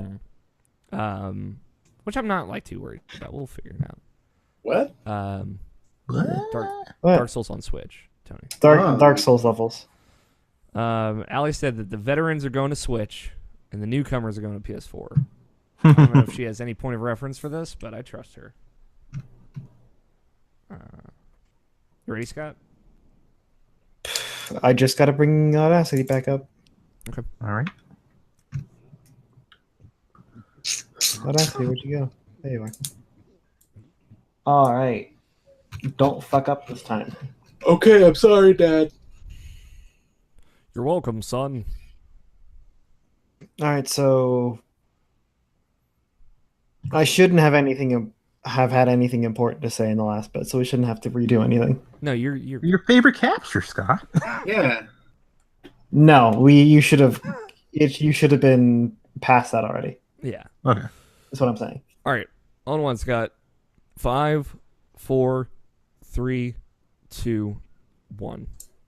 It was a joke anyway, because your favorite capture was eh. Yeah, it was the animal. So that's a pterodactyl right around that. Sorry. Yeah, we can cut it out later anyway. Best companion, Morgana from Persona 5. Runners up, Ryuji Sakamoto, Greg. Shout out to Greg one time. Greg rules, okay. Best background character, our favorite character who is inconsequential to the plot of the story, but can have an impact to the protagonist through helpful hands-off assisting. Does that make sense? I think so. Okay. Like, They're not like a main character, but they matter. Oh, good. Falcon Ron made his way on this list. The list is Mr. Libido from Yakuza 0, Operator 6-0 from Nier Automata, Lala-chan from Persona 5, Trouser from Yooka-Laylee, Rextro from Yooka-Laylee, Atua from Danganronpa V3, Morgan Freeman from South Park: The Fractured Butthole, Tatiana Gutierrez from The Evil Within 2, Chad from Friday the 13th, Cleopatra from Assassin's Creed Origins, Candy Borowski from Night in the Woods, Selmers from Night in the Woods, and Falcon Ron from Pyre. I don't think any of us played enough. Specifically, I don't think I played enough Yooka-Laylee for any of the characters there too. I just know who they are. Katie really liked them. She suggested those to me. I'm like, okay. Trouser is great. He's a snake, and he's a trouser snake, and his name is Trouser. All right, he wins. And he wins. He loops through one pant leg up into the other. It's pretty good. So most of these are just jokes. yeah, most of them are jokes. Tatiana's the girl in the fucking Velvet Room equivalent that like levels you up. Is she she's cool? pretty good. Yeah, she is good. She like what's interesting is like they're in the first game. There's like this plot, very brief point where they're like, her in real life, not in the Rift, if I may, went missing. And they never really like follow up on it. They never really explain who Tatiana is, or why she has a connection to Sebastian. But what's pretty great is when you level, because I did the New Game Plus on Evil Within 2, when you get all of your thins to max level, like you zoom into like this board, and when you zoom out, she's wearing a party hat, and then like shoots like one of those little string things that goes out and makes a noise. And she's like, "Congratulations, Mr. Castellanos." She always talks in that weird monotone voice. She's pretty good. Okay. Is Morgan Freeman in South Park? Yeah. He's actually like your surrogate, not necessarily master, but like because he doesn't play a part really in the game itself, but like he assists you by like giving you hints, and like he tells you about like how strong your fart power can be and all this other stuff. He combines nachos in Choritos to make a nachorito or something like that. I can't remember what it's called. He's really helpful. Like he's really cool, honestly. That sounds all right. Yeah. How good is the Morgan Freeman impression? Pretty good. You can. There's a point in that game where like you can actually like fight against him if you so choose to, and like one of Morgan Freeman's moves is like to listen to the velvety sound of my voice, and you just been Freemaned, and like you'll be instantly charmed and like worked on his side. That's pretty good. Yeah. Who's Lala Chan? I can't remember. It's Lala the bartender. It's what? What did you say, Tony? Bartender. Oh, okay. Got it. She's all right. He's all right. Yeah. Who's Chad in Friday the 13th? One of the counselors. The He's the rich snob one. the one that makes that stupid facial expression every time you go into a map. Oh, Yeah. okay. I thought he was the one that gets like fucking murked right at the beginning. Cleopatra, I thought was gonna be good. She's also very central to the plot. There's like this merchant that would be like a background character from Assassin's Creed Origins. He's fine, but he's not great. Also, like by the end of that game, Cleopatra sucks. I do not like her. Candy is May's mom, right? Yeah, Yeah, she's great. she's fucking awesome. I would even go so far as to say she's not really a background character, but I could see that as well, honestly. because she's like very central to that plot, right? No, but she's still your mom, and like if you so choose to, you could talk to her every day and just like not necessarily tell her what happened, like in your day or whatever, but like you just have a conversation with her, and it's just a good conversation. But yeah, I like her a lot. I think she's really fucking awesome, but like I could see her not being on this list just because of that reason. Yeah, she's like, I feel like she's too central is the thing. Mm-hmm. Like versus the funny jokes. Falcon Ron is the shopkeeper in Pyre. He is a snail, and he rides on the back of his father's head, who is a big, muscular red snail. And it's really great. And he always talks like Falcon Ron has this like sleazy way of talking where he's like, he makes it out like he's getting you this fucking hella fresh deal, but he's really just not, and you're his only customer. And you're like all he has, and like there's this moment like toward the end of the game where you're basically about to like finish, and he's like, yeah, I guess I'm not gonna have a lot of business by the end of this. You know what? I'm gonna have a fire sale. Everything's gonna be on sale, and it like pops up a little message at the bottom. It's like everything is 7% off, and it's like Jesus Christ. So he's pretty good. He's a good goof. I'm sure it doesn't need to stay. No, he doesn't. Praise to Atua though. Mm-hmm. Tatiana doesn't need to stay. She's good, but not the best. Not standout. What's up with Mr. Libido? I've only seen pictures of Mr. Libido. He's just a weird dude. He's a weird fucking dude who's just like very comfortable with himself, and maybe you could say even a little bit too comfortable. Is he like the old man in the diaper all the time? Pretty much, yeah. And he does that really cool dance. Yeah, he does. Yeah, he's really cool as far as that. But like, yeah, he's just a guy who's really comfortable with himself, and just like it's kind of like one of those things where it's like when someone talks about sex or something like that, and it's just like, oh, that's just gross. But like, like it feels normalized for him, and it feels like it makes it feel like, oh, okay, it's not that weird of a thing. It's a weird thing, but it's not that weird of a thing when we have a conversation about it. Unless you want to be weird about it. So I want to be weird about it, but like in the good way. I'm watching him dance in GIF form right now, and it's real good. It's legit the best. He does some thrusts at some point. He knows how to have a good time. Exactly. Yeah. He's a man who loves life. I'm going to share this link with you all so that way you can share in this joy. And I'm going to just pull that up on the video version of this so people can take all that in. I like Mr. Libido a lot. Mr. Libido's real good. I would hang out with Mr. Libido.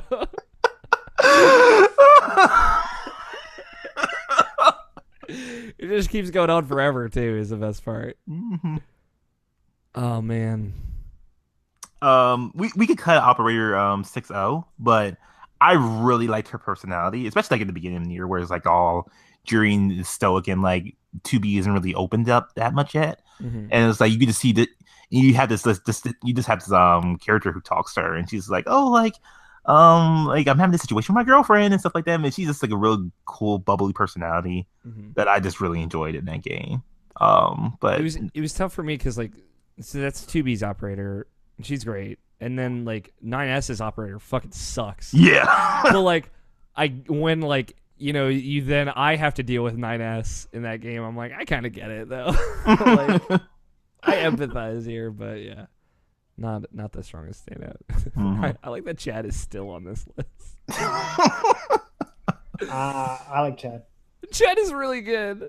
As far as like a dumb goof, like it's really good. What's up with Selmers? Selmers is real cool. She's just a girl who's like gone through rehab and is like pretty much is a neighbor to you. You just walk up to her and like she just like speaks just like she writes poems to like in her free time, and like she usually just says like hold on, I'm gonna read like a couple of her poems right now. All right, I'm gonna look at this gif of Mr. Libido. You do that.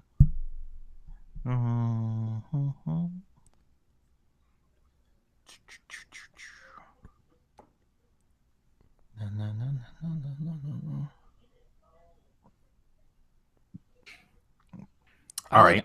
I bet you could like put Guile's theme behind Mr. Libido dancing, and it would just be perfect. You could do that with anything. It's That's true. the whole point of that song. It goes with everything.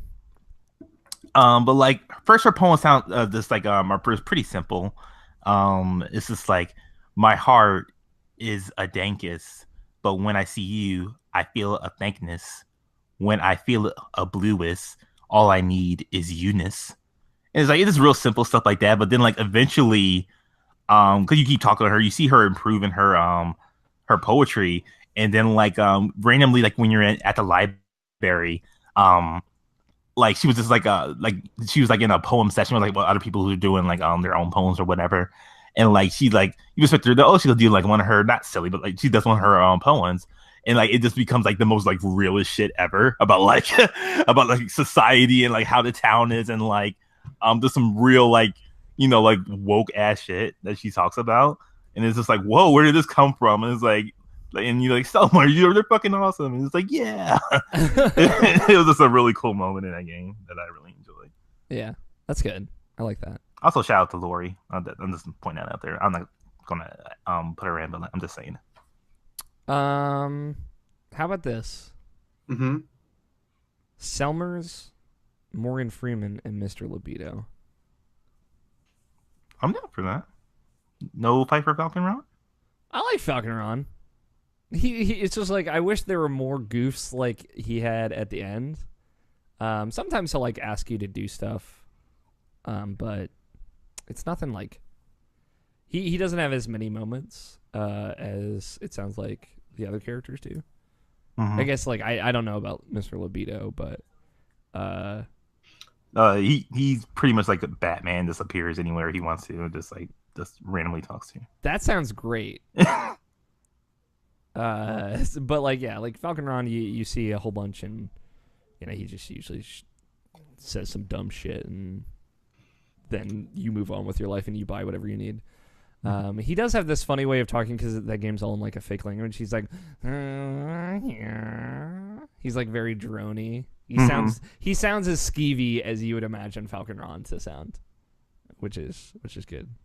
He kind of reminds me of the bean salesman from Legend of Zelda, Majora's Mask. Sure, the guy that's chewing on the beans. But yeah, and I feel like Chad is just a really dumb face.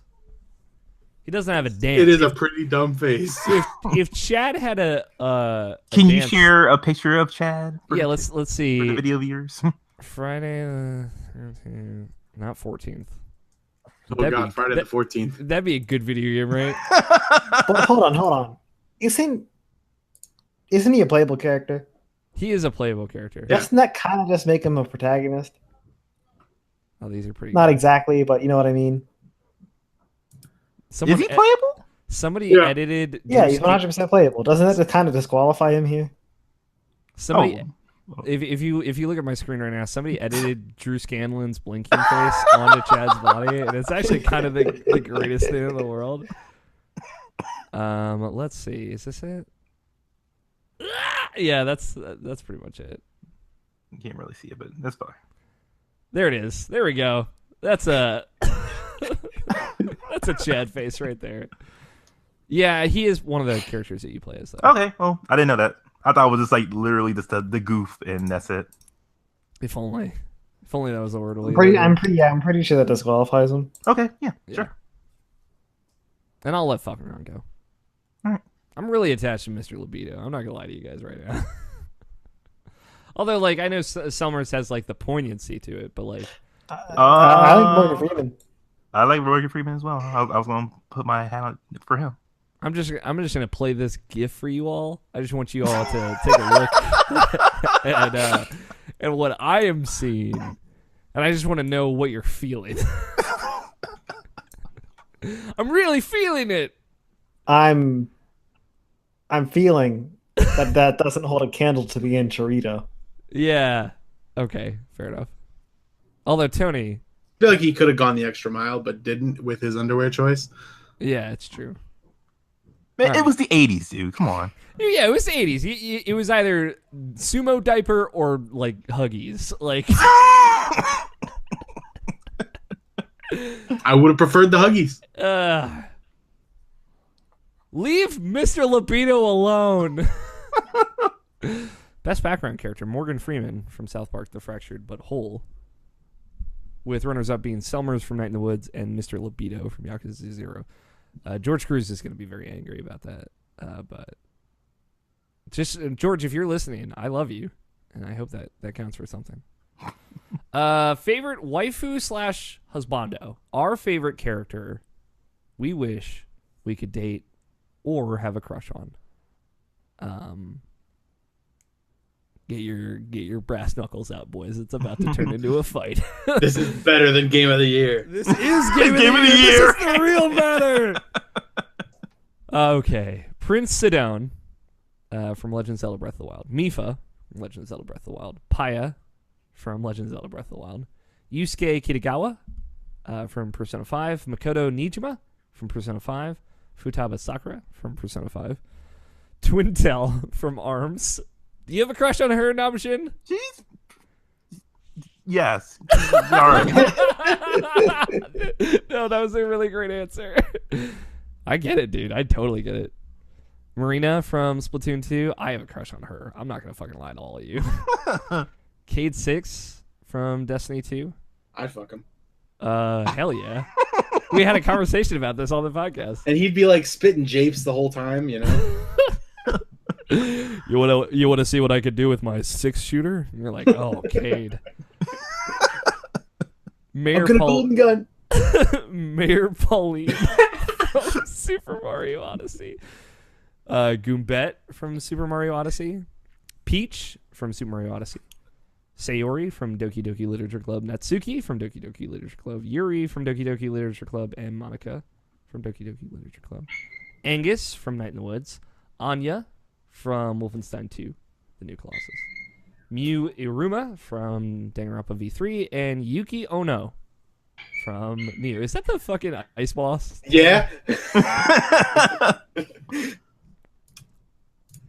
I suggest where do we start? I would like to cut Yuki Onna because she's no Lady Maria. Was it? She is no Lady Maria.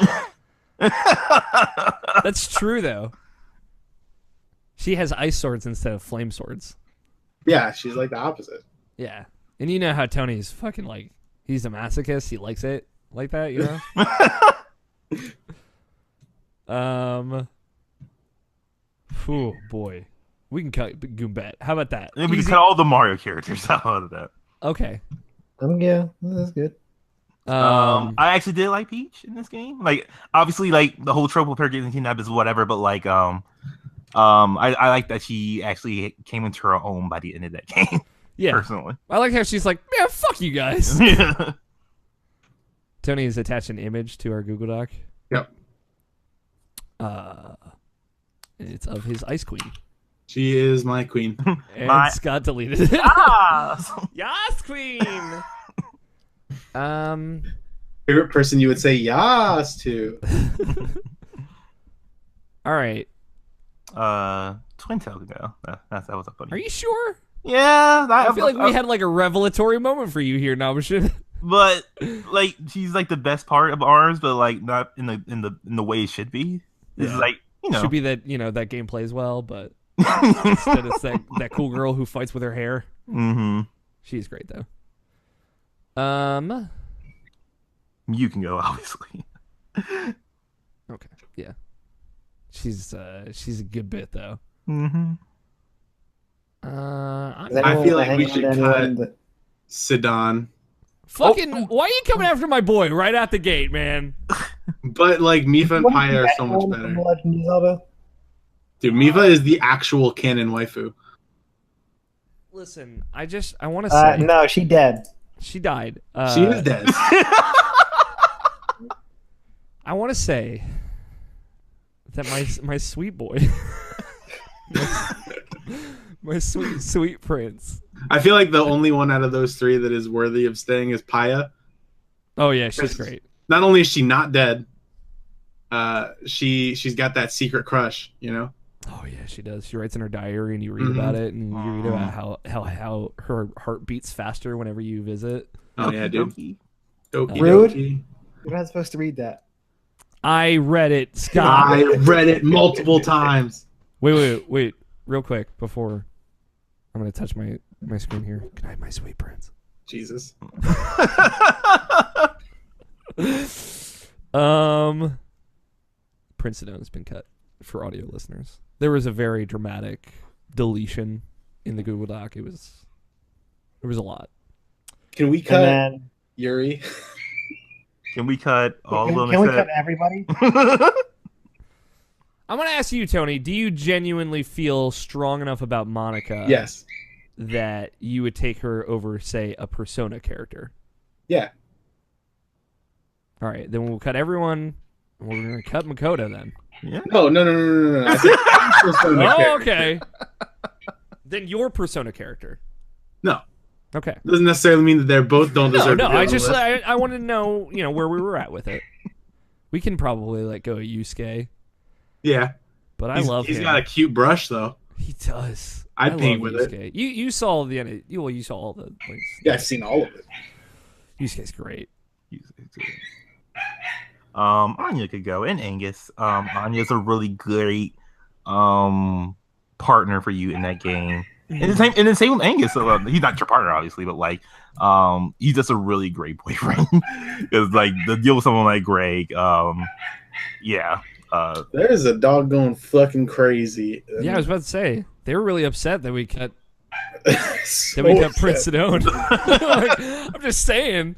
All right. The ice boss lady can go now. But my It's ice gone. queen. No, fuck you. Listen, you've got other queens on this list that you're gonna have to deal with at some point. So like, All right, it's fine. I'll cut Cade Queen too. Cade Queen, rest in peace, my sweet Cade Queen. That's all our dudes. That's Sorry. all our dudes. Sorry, husbandos. How do I strike through? It's like in. Got it. Yeah, it's like hidden. Also, just quick mention. I wanted to mention Greg as well as a husband, but he get cut as well. Sorry. Okay. Shout out to Greg though. Shout out to Greg. I feel like that dog is like squeaking in a way that is unhealthy. There's no one else like here right now, so she's got to be in a crate so she doesn't pee all over the place. Plus puppies. And for some reason, my sister thought it'd be a super excellent idea to put the crate like right there. Poor dog. And yeah, we can let Marina go. Although Callie, is it no? That's the first one, right? Callie and Marie and Mari. Mm-hmm. It's Marina and I forget the other person's name. I'm so bad. They're great. Yes. Although Marina, she's got like the tentacle on the top of her head, right? Yes. It's got like the suction cups like move on it. It's very unsettling. It's a lot of detail though. All right, Tony, can you let Mifa go so that we can get into the? I already fight? said that I would let both of the Zelda people go. Okay. Are we gonna narrow it down to these three then? Let's do it. All right. All right. Great. Dakota wins. Let's move on. All right. Now my steak is right here. Oh man, Scott is on our team. High five. I get it. All of you like to date little sisters. Listen, why you gotta make it weird, Tony? Because it is. It's not weird. It's weird. She's not even living in the same house as you. That doesn't matter. It does matter. Younger than you. What are you talking about? Yeah, she's like. Listen, she's not related to you, Tony. Okay. And there's nothing wrong with crushing on Futaba. I'm tired of you trying to make me feel bad about this. Dude, she's your little sister. She's not. She's 100% your little sister. She's not blood related. Oh, okay. Yeah, the anime's been using that excuse for how long? Listen, I feel like you Dude, saying if they're not like your stepsister or like, you know, and we're not blood related, it's, oh no, I look 12, but actually I'm 1,000 years old, you know? Like, come well, on. listen, man, I'm not trying to get into your Black Desert Online shit here. So you stay That's- out of my fucking that doesn't Persona even shit happen. right now. All right, dark horse. Okay. Monica wins. All right. Don't do that either. I would be comfortable. Like, listen, the only dark horse that you're gonna get out of this is someone that we already cut. Yeah, I would be comfortable with Pio winning. I'd be okay with Cade winning.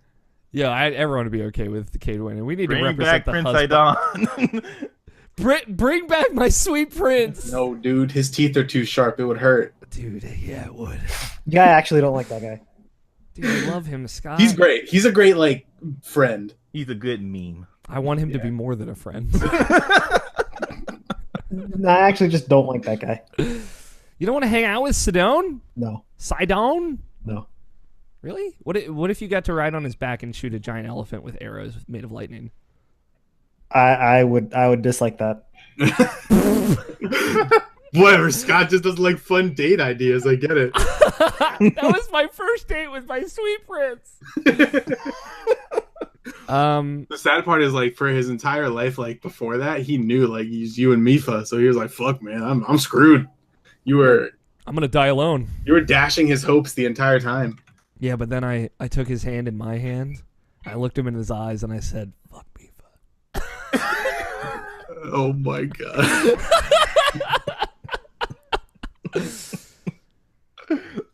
Can we live in a world where Futaba wins this category? Yeah. I mean, I can live with you guys all being wrong and dating little sisters. Why you gotta listen, man? At least I'm not a fucking cheating scum. Hey, I didn't cheat on her. Listen, how many have you dated? Real Only one interesting person in your emphasis whole on life? words. Yeah, at one time, Tony. No, I didn't. See, like, it's just not represented in the mechanics of the game what I did. All right, we're moving on. I won't dig the dagger into Tony if he doesn't dig it into me. But I would dig something right into Prince Sidone, if y'all know. Oh my god! And it's a lightning arrow that I missed the elephant with. Favorite waifu / husbando, Futaba Sakura.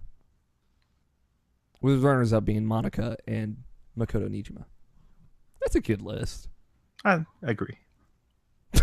a little hesitant there.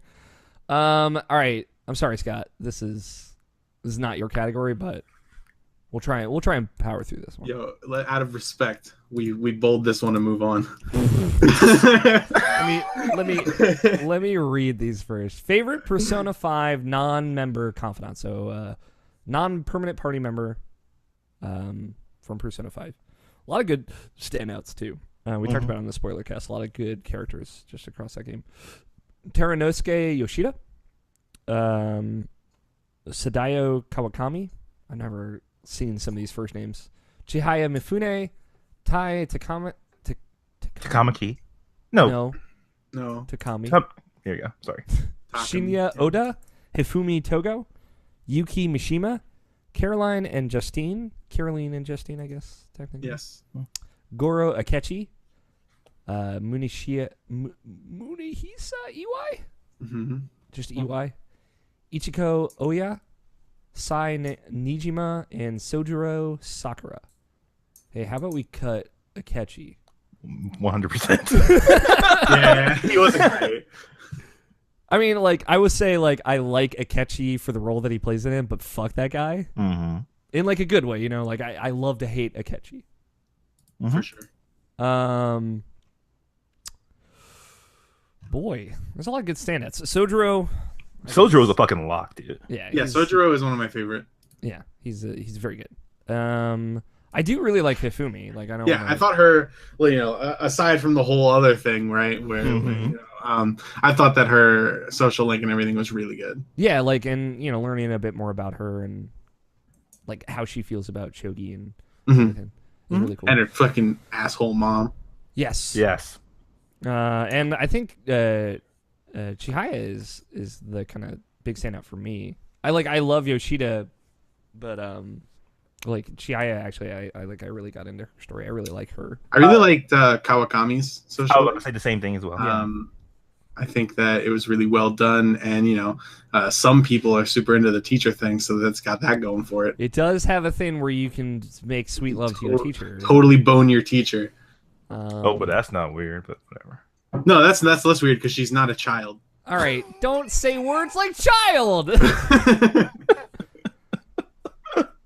I actually really like Iwai too. I don't think he's gonna hang, but like when I think he was okay. I just liked a lot of social links better than his. When I got to and his he required too much to actually get his started too. I also felt that Caroline and Justine were very one note. It was on purpose, but it made me not like them very much. Yeah, sure. I agree. Sai has kind of like the problem where she's like part of the story is her social link, which sucks. But I think she's a really great character. I agree. I think if you had gotten to spend more time, like actually spend more time with her versus like, hey, your story is progressing with the story of the game, it would have been a stronger social link. But the cutting her doesn't mean that she's not great. And I guess we'll cut EY as well. You could cut Oya as well. It's a cool character to talk to.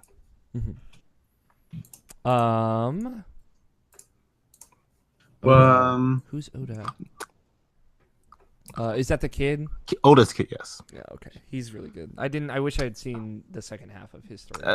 I'm slightly upset that we have Mishima up here for this long. Not that I hate him or anything like that. It's just more of like, we should have cut him earlier before the other characters, but whatever. Yeah. I think it's mostly like everyone's just totally like goes breeze right over his name. Yeah.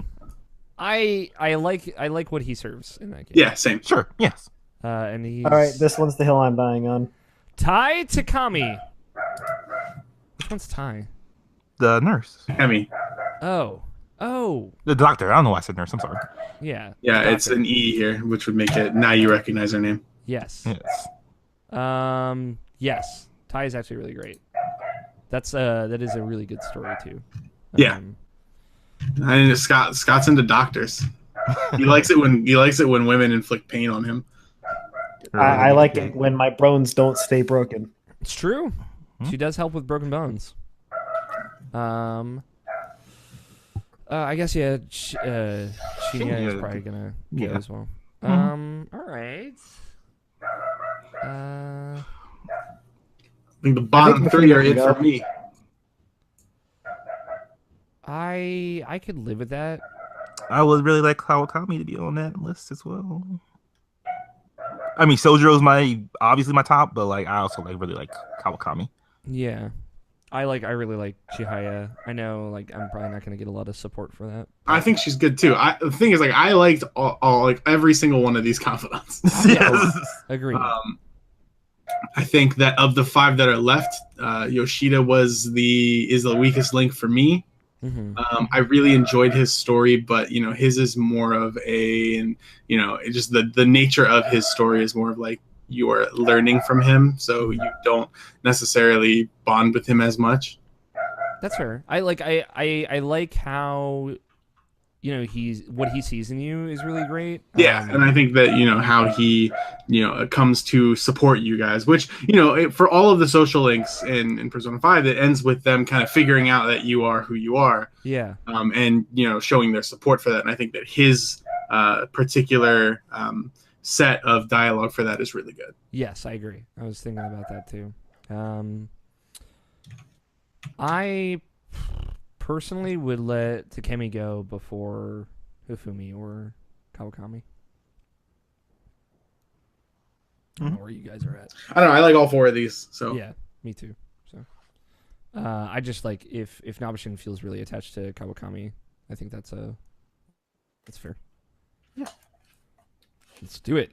Do it. Fucking Sojiro, man. Yeah, Sojiro, definitely. Sojiro is very good. Yeah, I think he's super good. I just really love how that. Also, like the way that relationship is paced out as well, like how he like slowly trusts you more, and then slowly stops seeing you as a delinquent, and sees you have all these friends, and is like, Yeah, hey, I think that like, I love Persona 5 in general, but I think my biggest problem with it is how long it takes for the game to stop forcing the fact that everyone doesn't like you and thinks that you're a bad person down your throat. Sure. I think that's slightly too long, but otherwise, yeah. And Sojiro is a good example of that. Yeah. And I think that's, it's part of the message that they're trying to send with sure. that. Take the good with the bad, but Sojiro is just a good standard of like how well that works out. Favorite Persona 5 non-member confidant is Sojiro Sakura, with runners-up being Hifumi Togo and Sadayo Kawakami. And now, the last category for today, best worst character. Favorite character we love to hate. Mr. Shakedown from Yakuza 0. Daisuke Kuze from Yakuza 0. Inominat from Tales of Berseria. The Baker family from Resident Evil 7. Evelyn from Resident Evil 7. Heihachi Mishima from Tekken 7. Yes. Nailed it, yes. Failsafe from Destiny 2. Gaul from Destiny 2. Monodam from Danganronpa. Kokichi Oma from Danganronpa. Mitch Connor from South Park, The Fractured Butthole. Bowser from Super Mario Odyssey. Irene Engel from Wolfenstein 2, The New Colossus. Jason from Friday the 13th. Masayoshi Shido from Persona 5. The Brutals from Super Mario Odyssey. Every character from Sonic Forces.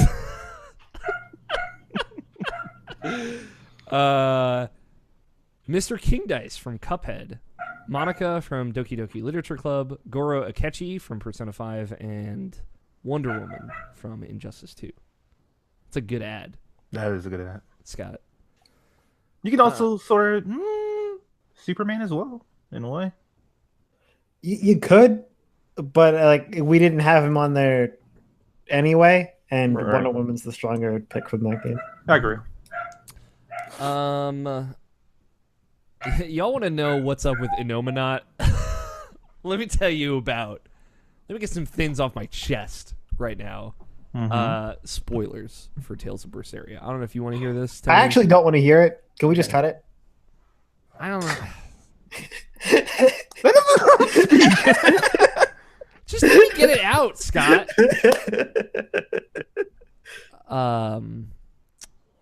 So you're a little. Seriously, Tony, you might want to take off your headphones. Your little brother dies in Tales of Berseria, and he is very late in the game reborn as a god named Inominat. And he basically takes the likeness and base memories from that character and is turned into like a monster that is gonna like wipe the earth. And he's terrible, and I hate him. And he talks about eating demons a lot. And you beat the shit out of him, and it feels very, very good in Tales of Berseria. And Inominat is a dumb, bad name. So that just like it piles on. It adds up. You know what I mean? Yeah. You're good now, Tony. I don't know if you were here the whole time, but might need to type it in the chat. Yeah, you're right. What you got, Namishin? God, I just had it. I lost it. We could take Failsafe off. That was just a character I don't like, and that's like not really what this category is. So yeah, Failsafe can go. Yeah, I like Failsafe. Listen, man, I'm just gonna throw it out there. Probably drop Bowser. Yeah, Bowser's actually really great in that game. Mm-hmm. Oh, Mitch Connor can definitely go. Who is Mitch? No, fuck that kid. Mitch Connor is it's South Park lore shit, but like there was an episode where Cartman's hand was Jennifer Lopez, and like it wasn't really actually Jennifer Lopez, it was Mitch Connor. Takes off the wig and it's like, oh, I'm Mitch Connor actually. and like he comes back in this game, and like is pretty much the antagonist of the game. Can time travel and change the rules of the game while you're playing it. Really cool stuff. But yeah, What the fuck? you can go. Some weird like Danganronpa 2 shit that you're telling me right now. Like, boy, I hate some of these characters, and like that's what it's all about. I really hate Irene Engel, but like I also I just like dislike that she's basically just a caricature villain. Sure. Like I think Kokichi is like amazing. Like he's like this weirdly antagonistic character that has redeeming qualities, especially when you know more about him. So that makes him not like just hate, but you love to hate him kind of thing. It's depth there. I feel like Irene Engel is just like a fucking cartoon character bouncing up and down. Sure. On the screen, and that's that is my big disassociation with that game in general. But I don't think she would hang here. I'm good with it. I haven't really seen how it all plays out with her, but yeah, I'm not too strong about her. It's a good finale for like when you finally get back at her. But, okay. It is just that. I love Jason. Why didn't we cut Gull yet? Yeah, we can cut Gull. I think Gull's a good villain though. I don't. I think he's really good. I also think we can cut Jason. Jason's a good bit though. He's just Jason. He's just Jason hanging out, fucking murdering shit for his mom. Yeah. We can cut it. What a good boy. We'll cut it. No, we're not. Hold on to that. Masayoshi Shido can go because there's nothing I really like about him at all. I just hate him. That's the point. Yeah, I mean, but he's also kind of a little bit in that cartoonish category. I think that he's better portrayed than that, but I'm with you. We can leave him if you don't want to cut him yet, Tony. No, I don't mind. Okay. Let's start by the Brutals. People hate the Brutals. Really? A lot of people hate the Brutals. I'm indifferent. I don't I was care. like so indifferent on the Brutals. I don't think we particularly care. Yeah, I had no strong feeling for the Brutals. Zero whatsoever. Yeah, I was just like, all right, I guess I'm gonna jump on this fucking weird rabbit's head 3 times and it'll be over. Yeah, I fucking love that every character from Sonic Versus is on here. They're all so bad. I enjoy this concept. I do too. Because having watched that whole game, they are all just so bad. They're so terrible. But I love them because of how horrible they are. I love it. Anytime Knuckles is on the screen, you're like, Jesus fucking Christ. You're trying to be all deep in the meaner. What the? And Silver has so many speaking lines, and I think why is he even there? He's a better time. The second Sonic game he's ever been in. I think it's what is so fucking dumb. Yeah, that sticks around for quite a while. Yeah, I think. What about Mr. King Dice? Mr. King Dice is just great. I mean, he is the real villain of that game. I feel to some extent. I mean, the devil is the villain, but you never really interact with him until the end of the game. So King Dice is his big lackey that you check in with after each section of that game. And when you see him in his die house, his theme song plays, and it's fucking so good. I would say he's probably not the top 3 because I don't hate King Dice. I actually really love his boss fight. I didn't I never really got frustrated in his fight. I think the devil would be a better pick for this category in Cuphead. But he's not that much of a character, honestly. Yeah, so I honestly don't think Monica, or I'm pretty sure this Persona 5 character down here doesn't really I mean, fit. you hate Monica though, Scott. No, I don't. You hate that game, and that game is personified through Monica. I hate the fact that Tony likes this game. I hate the fact that Tony thinks this game is anything. I think it's good. Do you hate Monica? You're Tony? less a person for it. No, I'm the opposite. But I think that she fits this category because of how her character is portrayed. I kind of agree as well. I kind of agree. It's weak. We can come back to it. We can probably let go of Goro Akechi though. Yeah, sure. Yeah, so, I think it's a good call out on Maybe this category. Yeah, it's a good call out. Yeah, that's the only reason I had because it was a good call. Tell me about these Yakuza characters. Actually, they're both can go. Mr. Shakedown is just like, he is He like someone. the evil twin of Mr. Libido. No, Mr. Shakedown is just some big muscular dude that you always see in the map of Yakuza 0. Like, and he comes out at random. He's just somewhere in the crowd, and if he sees you, he immediately comes after you and like literally beats the shit out of you and take your money. And like he has like a huge health bar, and like it's just like a very like anxiety inducing thing. Like anytime you see him, you literally have to run away the other direction. That sounds terrible. Yeah, it sounds like he could stay. I mean, sure, but I don't mind. It sounds like he belongs here. And Daisuke Kazu, he's just like a really like deranged, like weird character, kind of what Majima based itself off of, and like but like there's really no real hate to that character. He's just weird and deranged and like off-putting, but like I actually do like him, so he can go. Okay. I feel like the Baker family is not like a strong contender here either. Sure. Evelyn is a good villain. I don't know. Like I feel like if you had like as like the backdrop villain, but like I feel like if you had more one-on-one interactions with her, then you would like actually dislike her. Mm-hmm. So, tell me about Hayachi. What is he? Does he throw anybody into a volcano in Tekken 7? Dude, there's nothing but volcanoes in Tekken 7. That's what I'm talking about. Like it's crazy how much they flesh him out in this game. Like, cause like you see it like obviously in all the other Tekken games, but like this one like it really personifies like how much of a kind of a bastard he is. Like you start that game like finding your like your young son just beating the shit out of him just because like you just want him to be like really good and really trained, really strong, and like you beat the shit out of him. I mean, your son can't do anything, so you throw him off a mountain cliff after that, thinking he's dead. It's like, oh well, that's a failure.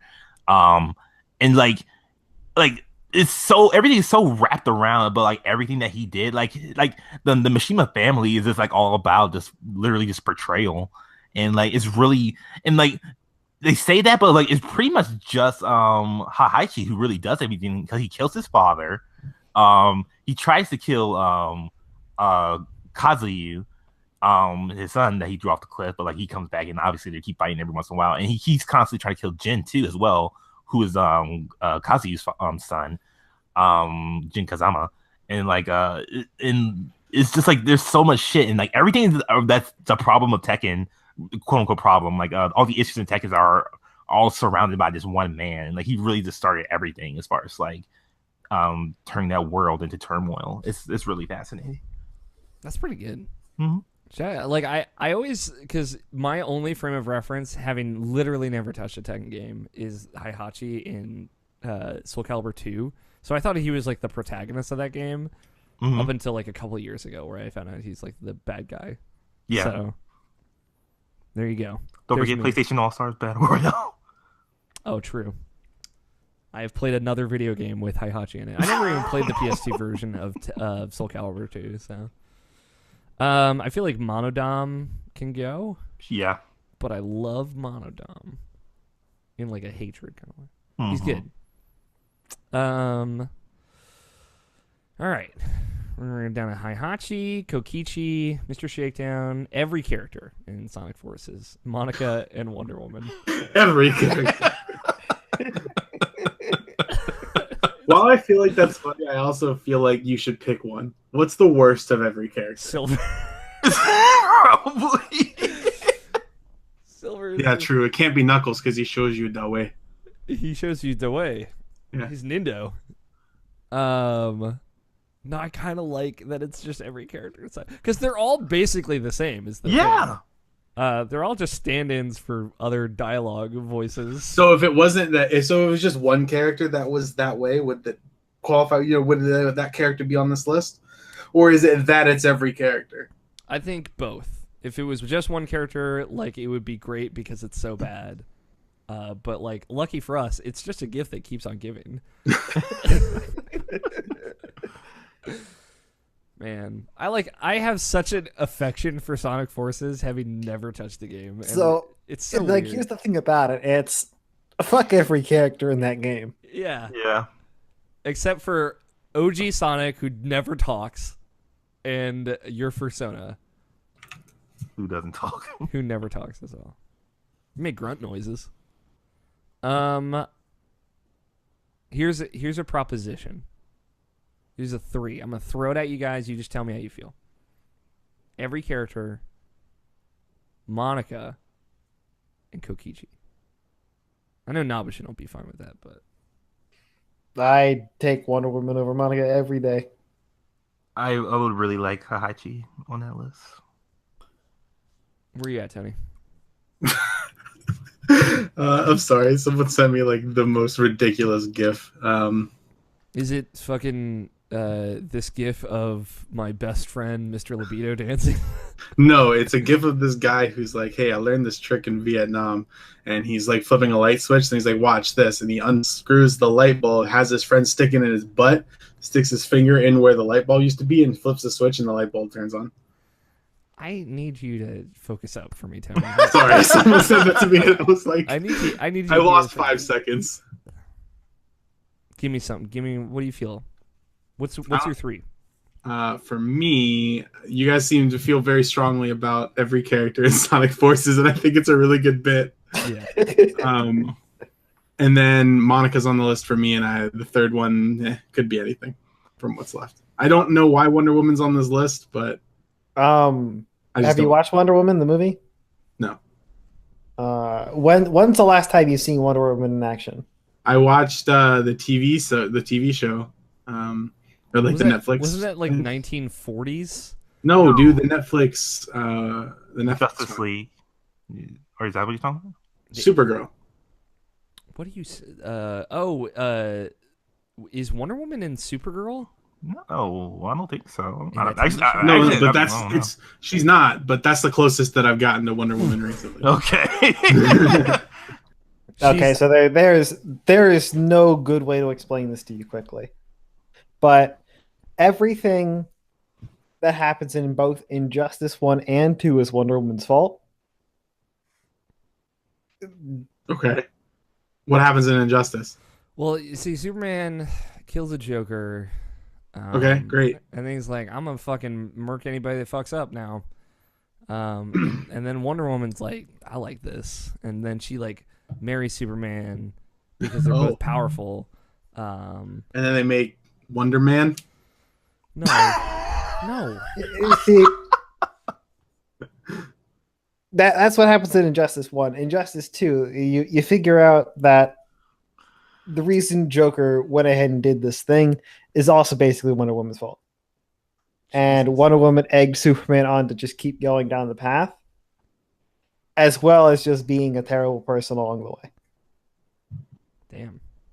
I've not played Injustice 2, but that is a pretty convincing argument for me. It's like it is the version of Wonder Woman with no redeeming qualities, Mm-hmm. and it's just in your face the entire time. And every time she's on screen, you want less of it. If I could say my 3, mine would be Kokichi, Hahachi, and probably Monica. I don't know. How about? So we're in compromise land. Population 4 of us. Heihachi, Monica, and Wonder Woman. I'm into it. How about Kokichi, Monica, and Wonder Woman?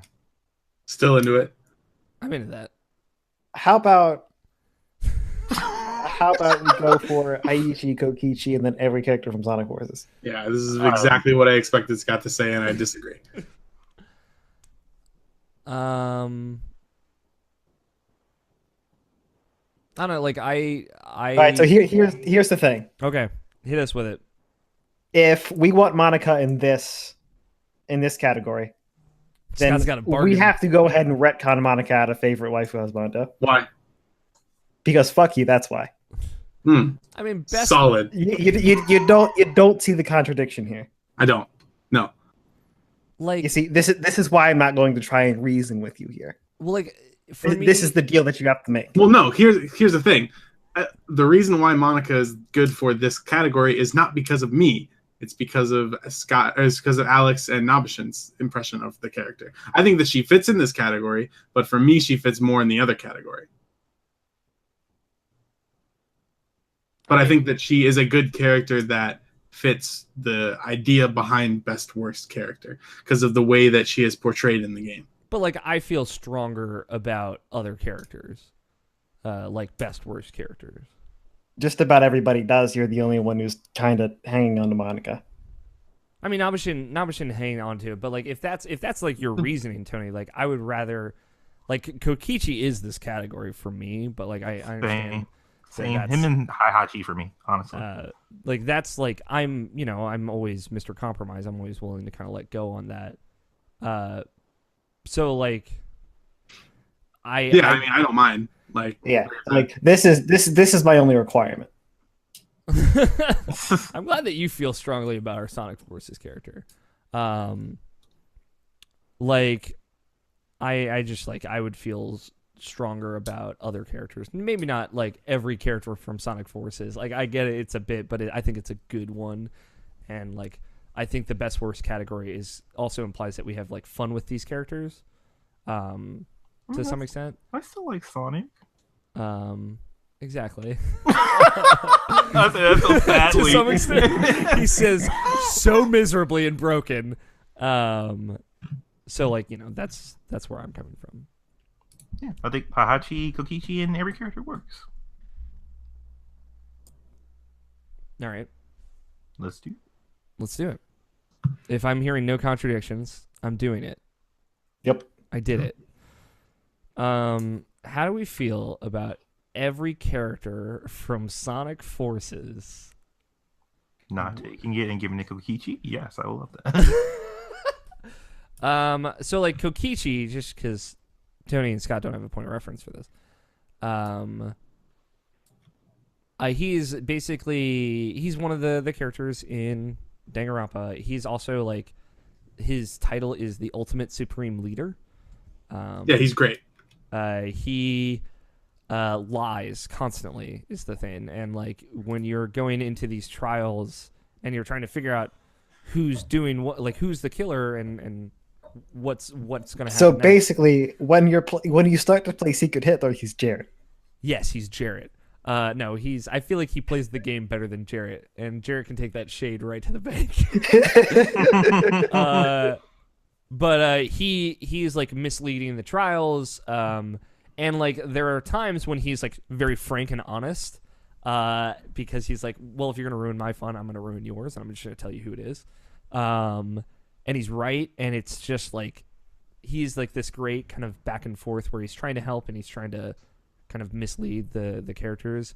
But like you learn more about him as that game goes on, and it really fleshes him out to be more than just like an annoying liar. He is like playful, and it's not like he's very fun to interact with. I think for me personally, he is this category. I agree. He's very good at being the antagonist.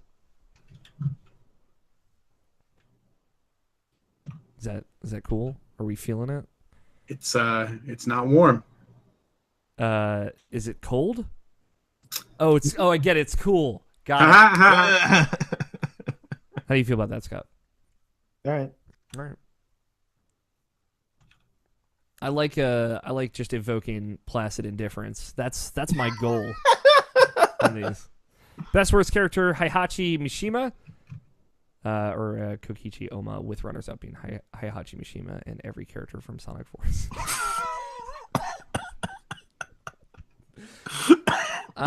Day 2. We're gonna go through, summarize it here. Favorite male character, Goro Majima from Yakuza 0, runners-up being Aizen and Kazuma. Favorite female character? Sorry. You're fine. I feel like people know Kazuma, But people will say Kiryu, though. Oh, fucking listen.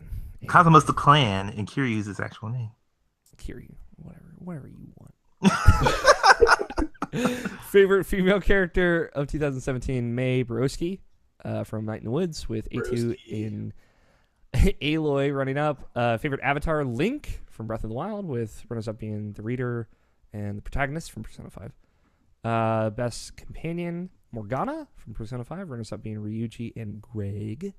Best background character, Morgan Freeman from South Park, The Fractured Butthole. With Fractured Buttholes. the runners-up being Selmers and Mr. Libido. Favorite waifu / Husbando, Futaba Sakura. Runners-up being Monica and Makoto. Favorite Persona 5 non-member confidant, Sojiro Sakura. With runners-up being Hifumi and Kawakami. And best worst character, Kokichi Oma from Danganronpa, with runners-up being every character from Sonic Forces, and Heihachi Mishima from Tekken 7. That's it for day 2. We will be back tomorrow with more categories, more placid agreements to fun and feelings, and probably more hugs. I'm going to bring some hugs. Less hugs. Really? Yes. You think? Not starting the next day. And thank you for listening. Thank you, Nalchin. Thank you, Scott. Thank you, Tony, for joining me. We will be back tomorrow with more video games.